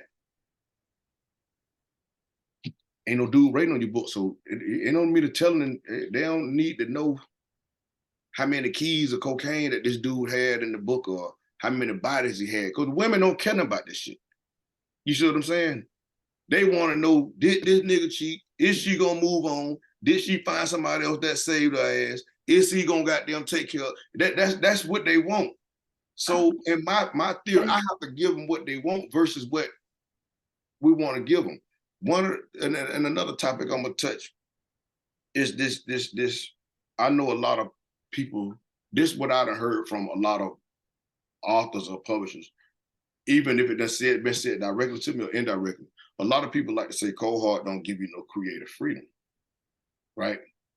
I'm gonna say that's a lie, right? Because that's why when authors sign with me, I want to make sure you understand what I know I can sell first. You see what I'm saying? So if you understand what I can sell, just like I'm Chick-fil-A. Chick-fil-A got them good ass motherfucking the chicken breast with the 2 pickles, sliced cheese, right? Okay. The Yeah. goddamn, but you got Popeyes, you got Churches, you got motherfucking goddamn Wingstop, you got I mean, you see what I'm saying? So it's still everybody selling chicken, but Chick-fil-A got their own goddamn customers. They dress a certain way, right? You ain't finna goddamn come work at Chick-fil-A goddamn with no motherfucking goddamn high heels or no motherfucking tight ass jeans. You not. Okay. So when they come into the industry or they try to come sign with Cole, yeah, I'm gonna have questions as to and let people know what I can sell first. If you can write what I can sell, ain't no problem. But if you can't, don't try to make me take your book.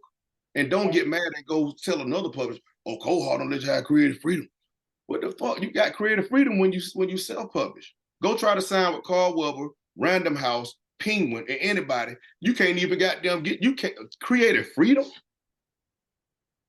Creative freedom. See, I don't think people really understand the depths of that. You feel what I'm Oh, saying? I did it. I have this thing called my ship. If you can pull it up, I always talk about it on Mindful of Battles when I do my mental health stuff. But it's called my ship. So Mm-hmm. on my ship, I am the captain. On my ship, Mm-hmm.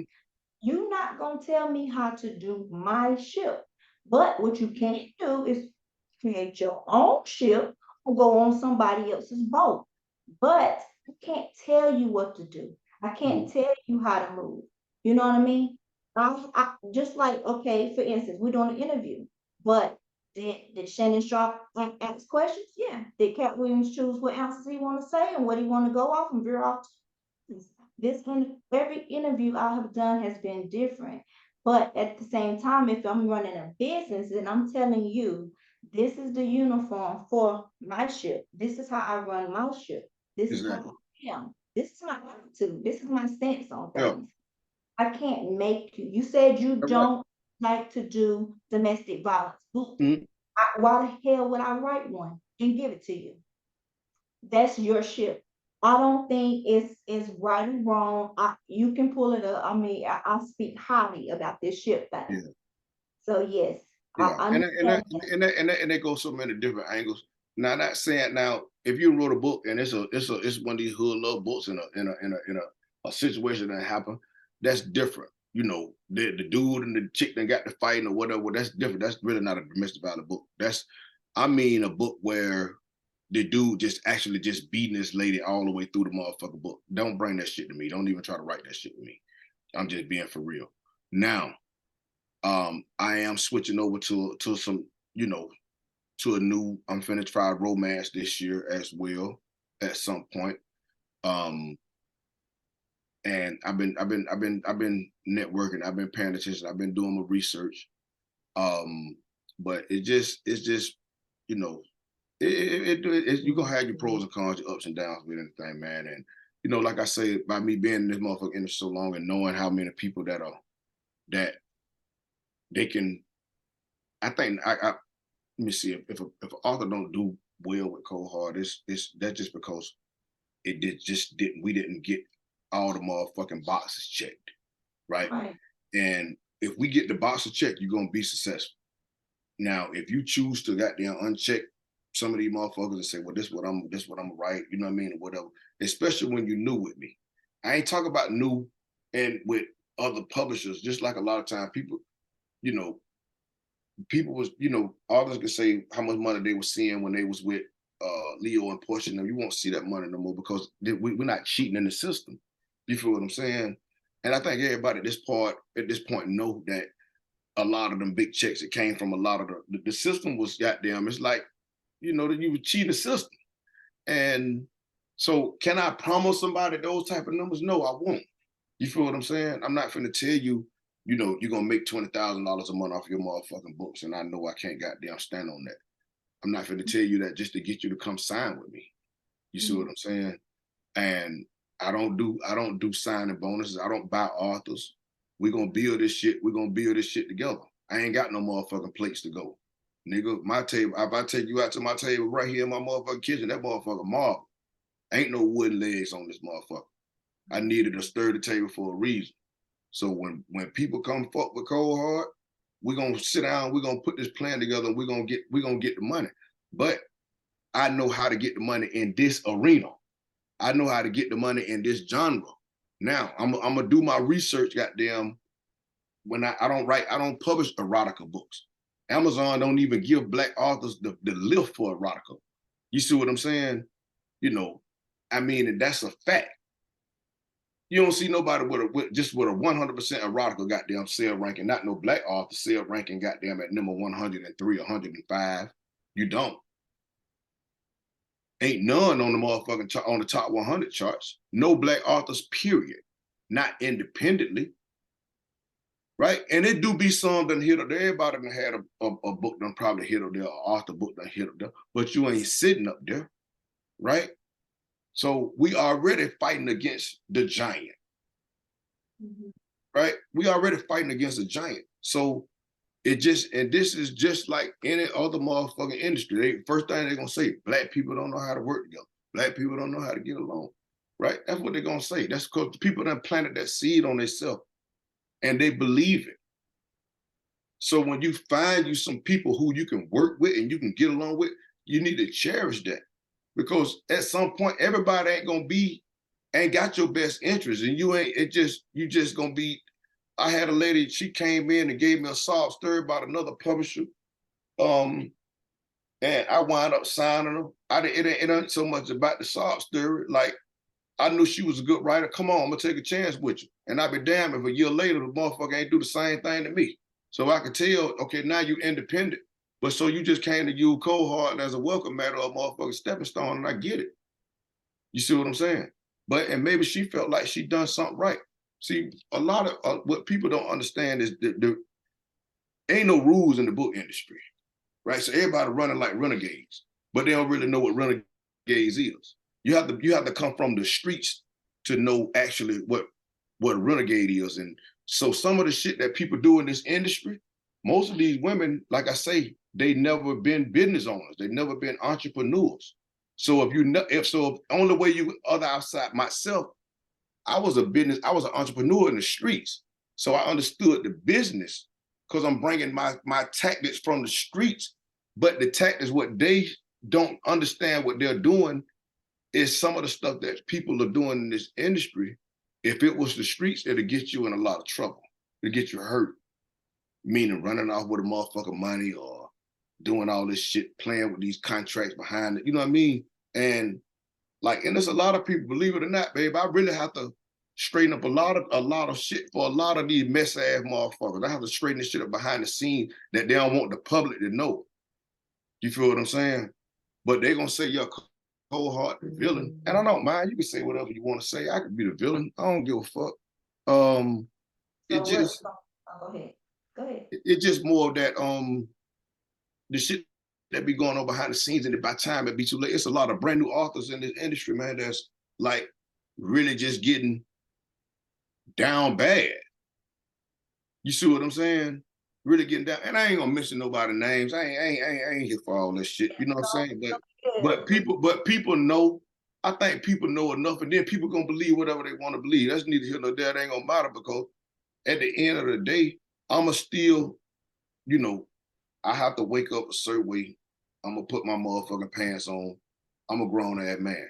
I'm not finna play with nobody kids, nobody wives, nobody nothing. You feel what I'm saying?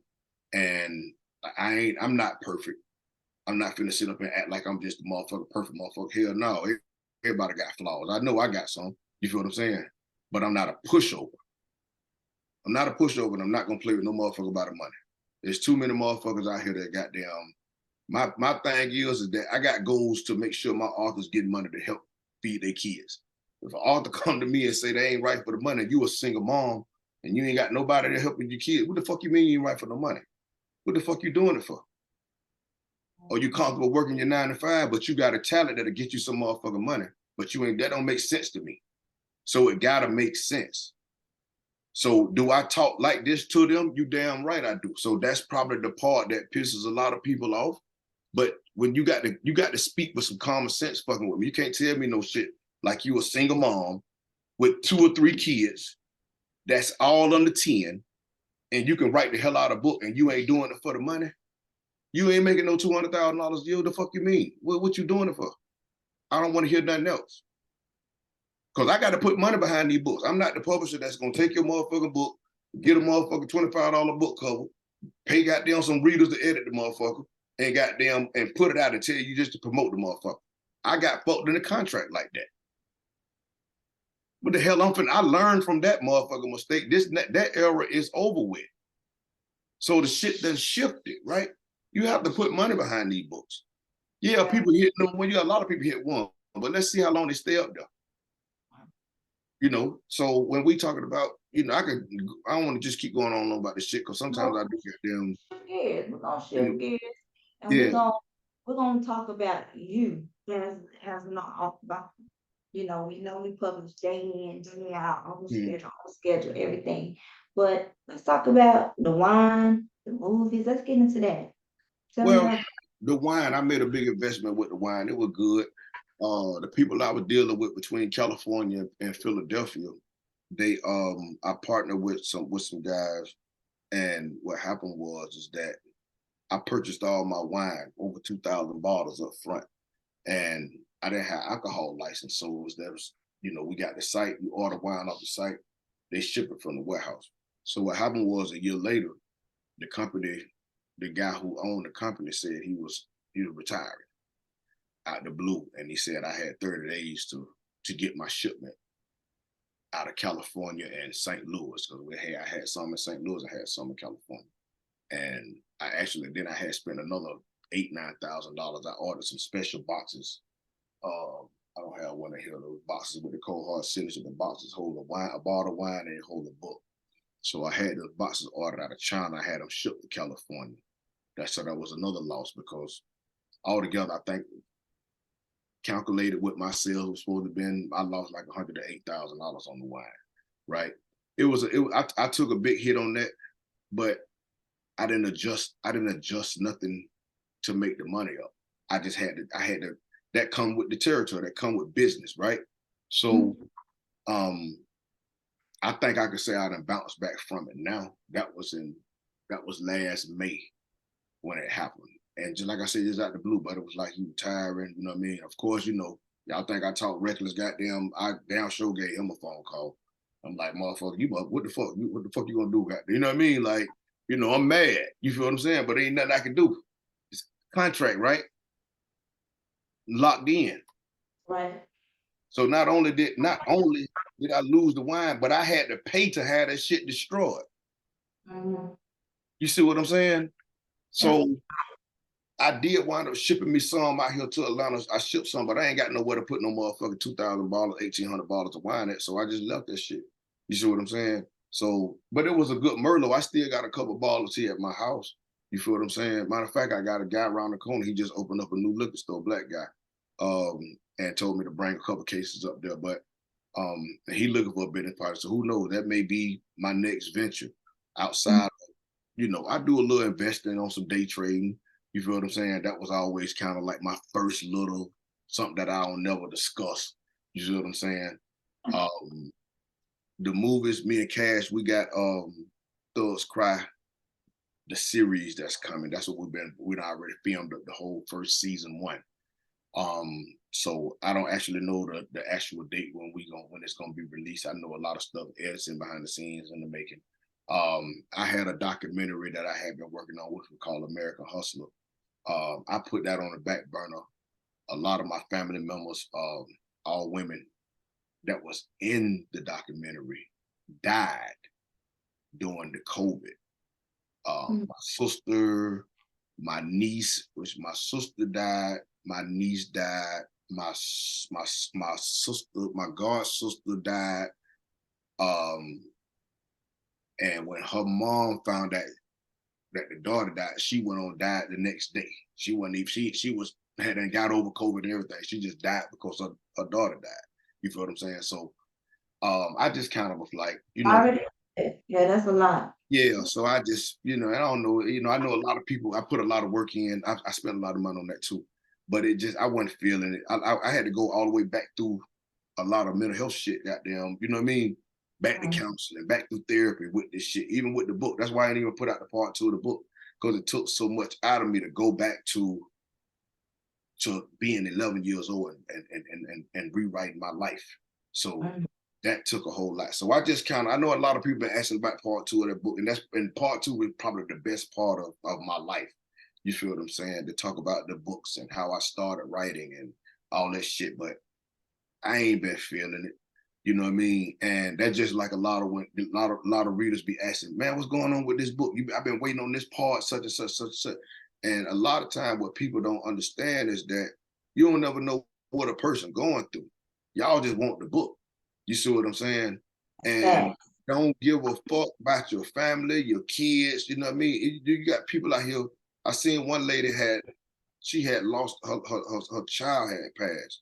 And it was an author. Me and this lady never talked before, and I inboxed her, you know, and just because I don't know what the hell that feel like. You see what I'm saying? I ain't never lost. I don't even want to know what the hell it feel like. I know what it's like to lose a mom. My mom died my mom died February 1st of 1995. That was 18 days before my 21st birthday.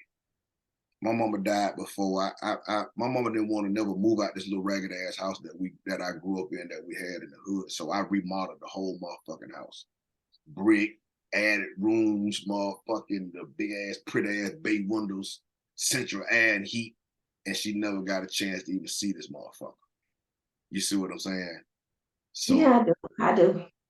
But you know, I'm gonna change it. So let's give me something else. Give me something to make me laugh. Yeah, I don't so we're want to be gonna on go this into, sad ass shit right now. yeah, I know, because I'm struggling with that one right Yeah, now. yeah. Well, we want to move away from that, man. But the thing is, it's just more that behind it'd be No, it'd be a lot of shit, you know.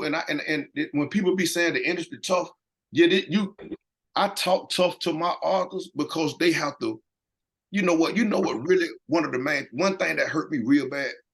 When I first put out that book, I was talking about Crazy Summer, and I remember this lady. She left a 1-star review, and she said, "Cold Hart, you might well put your motherfucking pen down. You can't write. This shit's some trash. I ain't got blah, blah, blah, blah, blah." She told me this shit. And listen, that shit turned me to an animal. Because if I let this female made me feel like this, I know what she could make another woman feel like.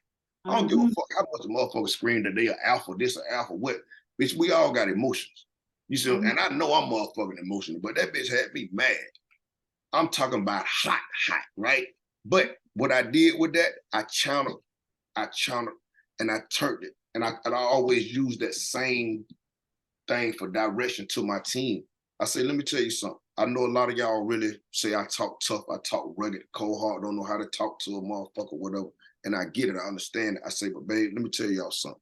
In this motherfucking industry, but y'all gonna have to goddamn, you gonna have to have some tough skin. Yeah. You can't motherfucking worry about, you ain't gonna every book ain't gonna be your book. Every motherfucking reader ain't gonna like your shit. You gonna get some 1 stars. That's why you see sometimes they post up their 1 star reviews and they put it on social media, you know, and I get it. I ain't never done that, but I get it. But I always remember because I don't need no validation. I'm pissed off at myself because now only thing I got to do is show this motherfucker that I am, bitch. I ain't putting my pen down. You see what I'm saying? So, and even if I'm not writing, I do enough behind the scenes to make sure my team ain't failing or flopping.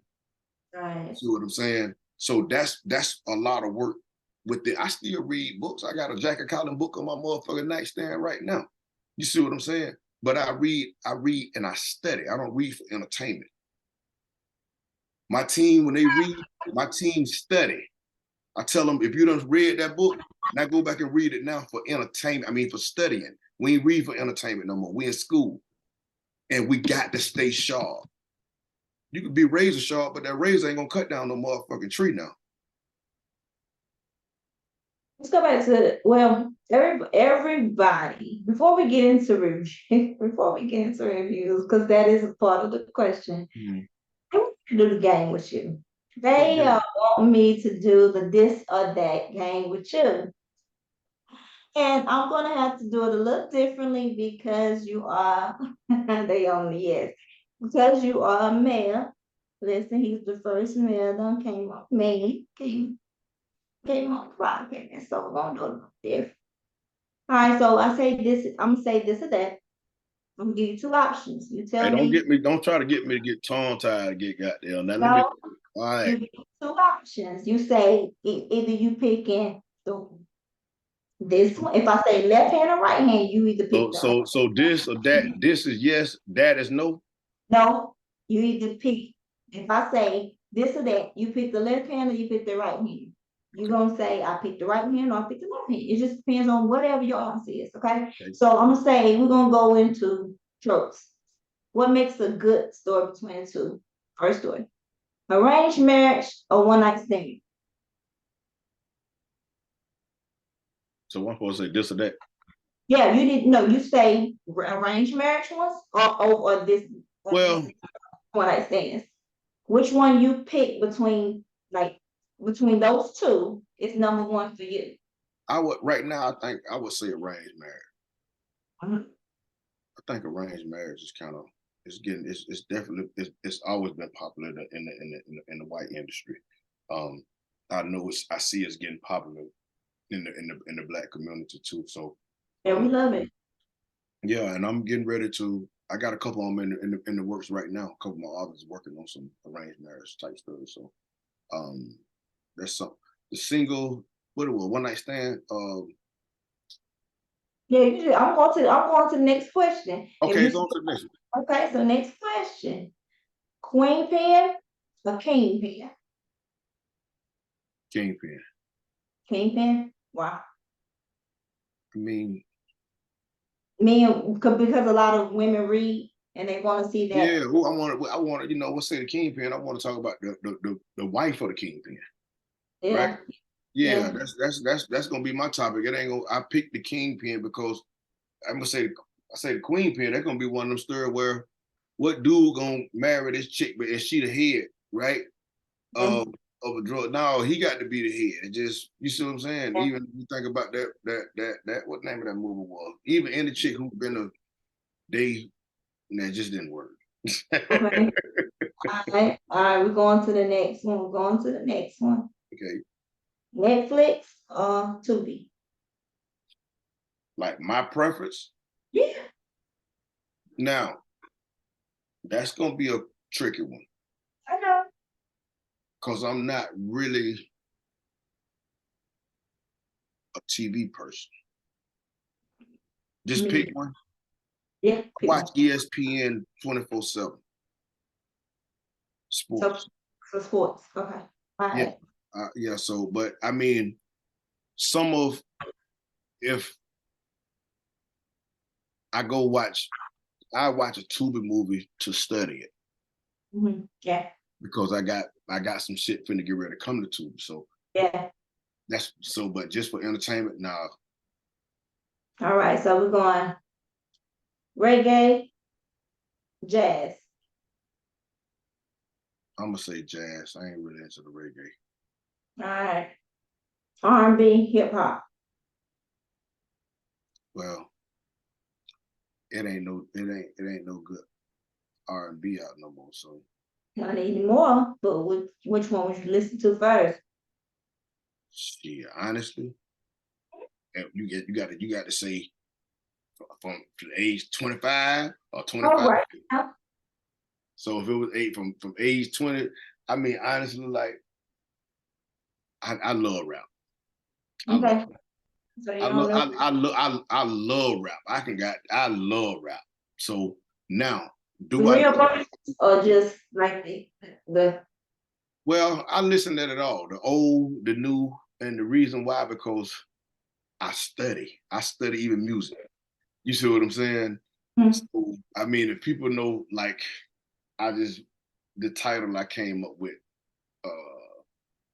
I sometimes I go listen at. Now I listen at one thing I do, and I'm gonna put all the women up. When I start seeing y'all motherfuckers on Facebook talking about, girl, I just listened at the whole such and such song, the whole such an album, it'll be an R&B. I'm gonna go listen at that motherfucker too. Y'all ain't finna be one up on me. I'm listening at the motherfucker. I want to know what the hell they not talking about. everything, huh? Yeah, I'm finna be up on it. Yeah. And I even Nicki Minaj, and I don't think I can name now some, but I listen to every one on 3 times just to see if what she's talking about, if I can get a title or a book concept off of this, right? You know, a lot of times that's just what I do. And Hmm. that is, I go walk through my neighborhood 3-4 miles just to, and listen and study. If I got 2 phones, right? And one got my pen and my notes. This is where I take my notes at. So yeah, y'all won't get one up on. But I'm giving y'all some free game and letting y'all know, like, because y'all motherfuckers be sharp. You know what I mean? I'm not an R&B girl, so I don't. Yeah, but that's what most of them are. You see what I'm saying? You know, Yeah, I mean, I shit. I went to a damn Nikki Red. I mean, what that girl name? Lil Red. Red. Sexy Red. Went to a Sexy Red goddamn concert, not knowing it was a Sexy Red concert, right? I thought I was taking my sons and his friend to see what's your boy name? Moneybag Yo. And I didn't know that the little girl, because I never had listened to the song, but I'm like, I came on the radio and I always cut off. I never know who she was. But just the audience, people was there for Moneybag Yo supposed to, but she had most of the motherfuckers there. You see what I'm saying? And yeah, so, but that was just kind of like what it was, man. And it was, and I mean, but I ain't got nothing, it wasn't my cup of tea, but I ain't got nothing bad to say because everybody got to do them in their own right. See, I think if a motherfucker can't even go on my Facebook page and see nothing that I done said, nothing about nothing that was trending or nothing or talking about no celebrities. I don't give a damn about motherfucking TD Jakes or whatever. I'm not finna never speak on nobody's shit. I don't give a damn what you've done. And the reason why I don't do that, because when I was in prison, not saying that, you know, I didn't do what I done. I could say that it was a lot of guys that was in prison for some shit that they didn't do. And they didn't have no motherfucking money or no support to actually fight the case. So they had to plea out. You see what I'm saying? And I know this for a fact. And we see it right now. Y'all see how people cases getting overturned years later on. But how the internet got it now is to, like, you damn near got to be perfect. I never speak on nobody's shit because I don't want to bring that energy to my house. Because a lot of times when that motherfucking table spin back around, it don't necessarily have to come actually to you, but it can come to somebody around you about some shit you said 2 years ago. And people don't really understand the concept of the law of attraction. A lot of people say they know about it, and I always test them. You don't really. I studied this shit for 20 something years. still do. Right. The first book, one of the first books that I got when I was in prison was called As a Man Thinketh, So Is He. Right. And I read this book probably 100 times. I got this book now since I've been home. And it ain't nothing that you just read and think you got it. The law of attraction, the science of success, it's none of this shit. It's nothing that you read and think you just got it. You have to practice this shit just like you want to keep the weight off. Just like you got to drink a certain amount of water. That's how you have to read and you have to study. You have to catch yourself thinking. You have to catch yourself thinking bullshit. We're going to think anyway, so you might as well try your best to think positive and bring good to your house and your family and your kids, because shit can happen at a blink. I mean, this is a new day and time. It's a new era. It ain't got to necessarily even be karma for some bullshit to happen. You can walk in the motherfucking grocery store. Look at that shit happening up there in Buffalo, New York, man. Come on, man. You see what I'm saying? Like, so shit, you gonna tell me that's just karma from every motherfucker about? Like, come on, now this shit come from hate too. That's why it ain't good to hate. You know what I mean? So yeah, it'd be a lot, babe. Like with me, like even though I can have a lot of lot of knowledge, I can have a lot of jewels, right? But if I don't really apply it, and at least I'm gonna pass it on. You know what I mean? And behind the scenes, I pass a lot of game to my team to let people know this how you gotta think. You gotta think a certain way to receive a certain thing, right? You gotta have a certain mindset, because if you say, "Damn, what's next? Damn, what's next gonna happen?" Or "I hope it don't rain today. Damn, I hope I don't catch no flat tire today." The people, that's negative thoughts, right? Yeah, you know, and we could talk about the gatekeeping, and you know, your conscious mind is your gatekeeper to your motherfucking subconscious mind. Yes, Right? prison in mind is a huge You thing. know, so when we think of whatever you think about enough times, yes, it's gonna get into it, and you're gonna start this the motherfucking God. You see what I'm saying? It's gonna have to grow, whatever you're thinking about. You know, so you know, I think with the book with books, man, you know, to any author who really, you know, and I'm always tell people it ain't nothing wrong with talking shit, but be humble. Don't don't get out here, because I watch the industry. People don't think I really watch. I really pay attention. I don't think nobody check the bestseller charts more than me. Probably 30, 40 times a motherfucking day. You see what I'm saying? And I study. I study every month. I don't give a fuck who you sign with, I study synopsis. I go download some people books. If I get that first part, and if it catch me, I'm finna go ahead and buy the whole book. You see what I'm saying? And that's just that, but that's me. You know what I mean? And I may not read that motherfucker, but I mean, damn, at least I supported you. You ain't got to know who the hell out there bought the motherfucker. But I ain't finna leave no motherfucking reviews. I don't go, because I ain't probably gonna read the whole book no way. You see what I'm saying? Because that ain't my thing. I study. And You know. let's talk about that for a minute. Mhm. So we won't leave no hanging fruits. Because that's something I don't like leave hanging fruits. So I want to clear the air with it. Clear the air with all of that. Because I don't like hanging fruit. He's not saying to look at the work, see the work, steal the work. That's a difference. Mhm. That's a difference, because what could be and took from that is like, oh, so that's how that person got my story. You get what I'm saying? You following my Yeah, I lead? mean, and yeah, because you know what, and I've been seeing a lot of that going on lately. Everybody swears somebody's stealing from them, Yeah, but and that just like me saying, like, you know, well, everybody, you know, I could talk shit. I posted a picture with Boosie a couple months ago, and I said, when I post this motherfucking picture, this letting you know I want my money for goddamn stealing my cover, stealing my titles, and blah blah blah blah blah. Right? Okay. Now, have people actually done it before? Yeah. Do I want to beat you up about it? No.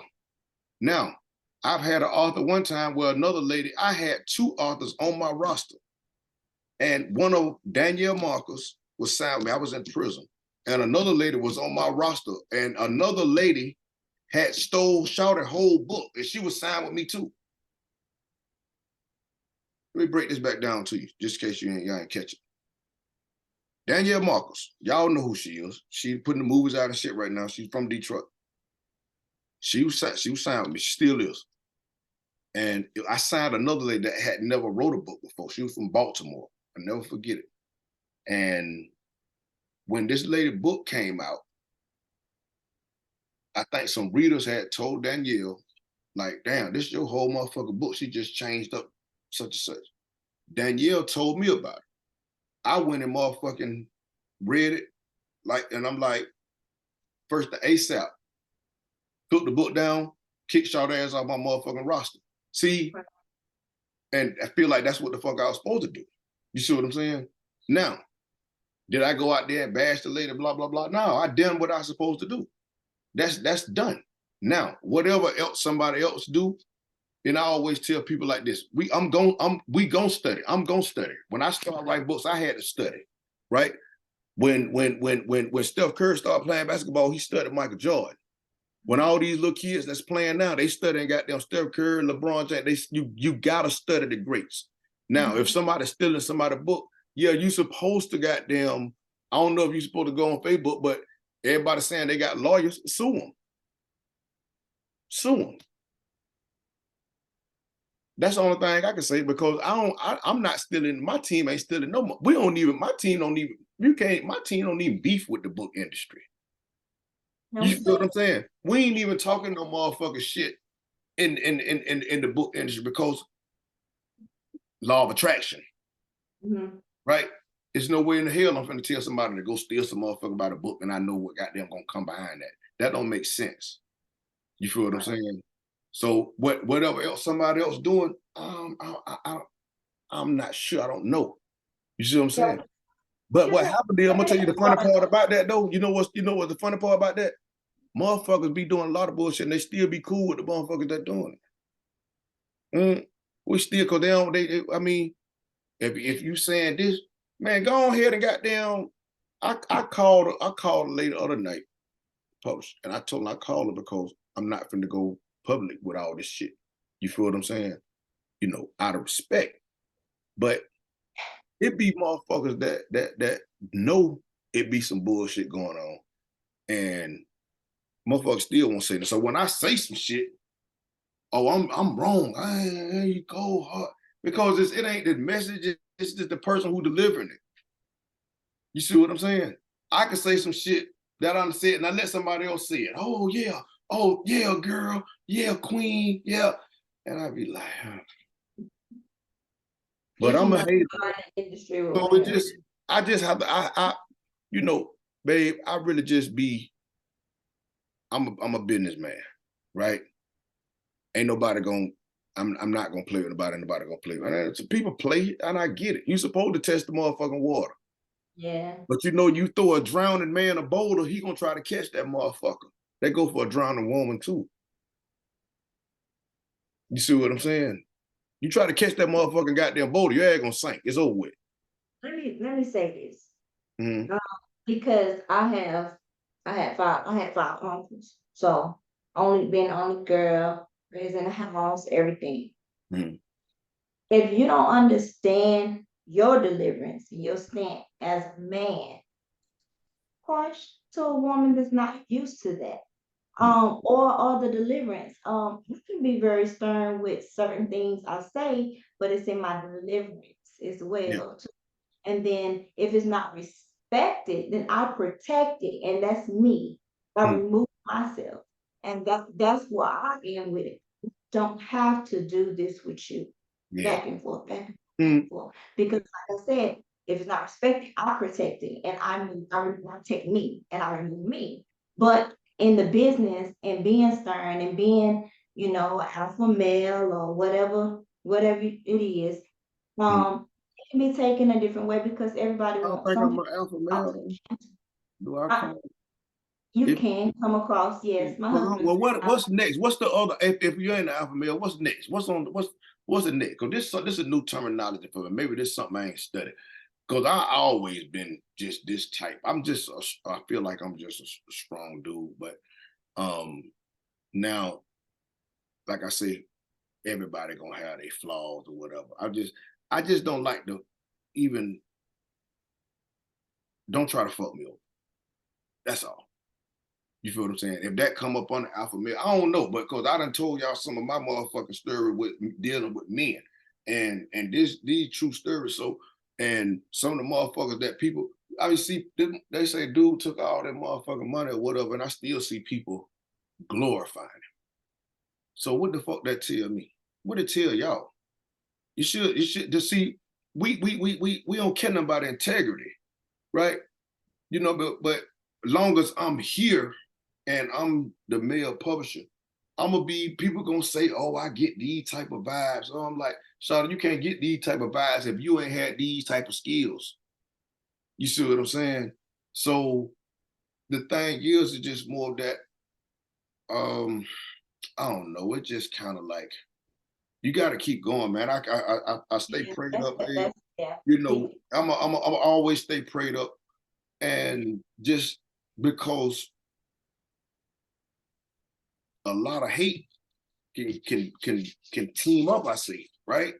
And people act like everything good, but you know, everybody got, if anybody on here, you know, I talk shit to my Pisces goddamn people on social media, but everybody know they get these feelings. They're just like when everybody was talking about Cat Williams and that lady was like, oh, he a Virgo, he Virgo. I know my daughter a Virgo, my wife a Virgo. I know how it go. You feel what I'm saying? I talk shit, but I ain't like I love them. But I know the motherfucker crazy. You see what I'm saying? So, but me far as a Pisces and my energy and how I move, it's just what it is. Far as the side that need to be worked on, I'm at least I'm working, right? And a lot of people refuse to work. A lot of people, yeah, two of them motherfuckers, right? You know what I mean? Uh-oh. At least, you know, at least a motherfucker be working, man. But you have to work, man. And I'm one of my things. I'm gonna say, when we talk about, you know, the mental health topic, right? I know a lot of women like to focus on weight loss, right? Getting their body done, right? Y'all got to put the same amount of motherfucking energy into getting you a good counselor, especially if you're a black woman, right? Sure. We the only motherfucking race that act like we still listen that, oh, ain't nothing wrong with you, get your ass back outside. We listen to that what our grandmamas and shit told us and our mamas, right? But we need to get some of this shit worked on, man, because we don't know what the fuck we dealing with from our childhood trauma that we still got going on right now. And we still foughting everybody. We foughting our mamas, we fought our dad one day, we fought the baby daddy with the other baby daddy. We know what I mean? We fighting everything. And when it comes to like this new shit, we all the way in 2024, right? And nobody still haven't really addressed that issue because me personally, I don't give a man. Listen, I don't give a damn. But if my mama would have got me a motherfucking counselor when I was young, I probably wouldn't have went through nowhere near as some of the shit that I had to go through the way I had to go through it. You see what I'm saying? Now, what I still would have, you know, my path is my path, and I get it. And everybody have a different path. God ain't gonna put the same amount of weight on your back that He gonna put on mine. You feel what I'm saying? So your version of your life is gonna be different from mine. Not because I'm a man, it's just that he ain't gonna put too much weight on a person. You know, you may get evicted from your apartment, goddamn, but you still got two aunties or three cousins that you can goddamn go stay with, right? So he ain't really just, they ain't put your furniture out in the goddamn front yard, but you did get evicted, right? That was something that probably broke you. You feel what I'm saying? Now, would have broke me? I don't think so. Right? Because women what always we shit. I mean, even in the projects, niggas stay in the project, ain't no nigga name on the lease. You feel what I'm saying? So we already know we stand with the woman anyway. You feel what I'm saying? But same part, man, I ain't never goddamn had, you know, nothing in my name back then. You feel what I'm saying? The same woman that's upstairs right now is the same woman who had apartments, every motherfucking thing in her motherfucking name. You see what I'm saying? And just more of that, what we have to go through, we have to always try to be mindful to work on us. this mentally just as well as physically. So a lot of people, first thing they've been saying is, everybody got weight. I'm fasting right now. That's why I'm on tequila and not red wine, because I ain't drinking or eating nothing sweet, right? So, but we have to work on our mental. And you ain't gonna go see a counselor or talk to him or her on the phone no 2-3 times and think the shit fixed. It's got to be something consistent. That's just like you ain't finna go to the gym and goddamn go get on the treadmill, goddamn burn 1,000 calories and think you done lost all the weight that you want to lose. You Well, see we're what in a I'm saying? microwave world, and we right now we want it fast, quick, in a hurry, And and you that's can get it fast, quick, and hurry, but certain shit you ain't gonna get the mental health shit fast, quick, and hurry. I'm no, just that's what I'm saying, and that yeah, oh, trust me, I'm a huge advocate for mental health, like yeah. for doctors seeing the counselor, seeing the therapist. Um, before this podcast was even created, it was another podcast called Mindful of Balance, which I still peep in Mhm. there. But yes, I think mental health is heavy. You gotta fix it first. I mean, but I'm also someone that has dealt with a lot of Mhm. trauma. So I mean, but in all stages we are affected by something. I'm grieving too. I'm grieving as we speak. I mean, just lost my mom. So you know what I mean? I had a whole rough day. So Mhm. before this interview, I was struggling. I was texting my office. I'm struggling over here. And they trying to prep me up, get me in the fight, get me ready for the show. But I had a job to do, and that was to come and have this have this amazing interview to turn the page of the card. So That I is mean, so amazing.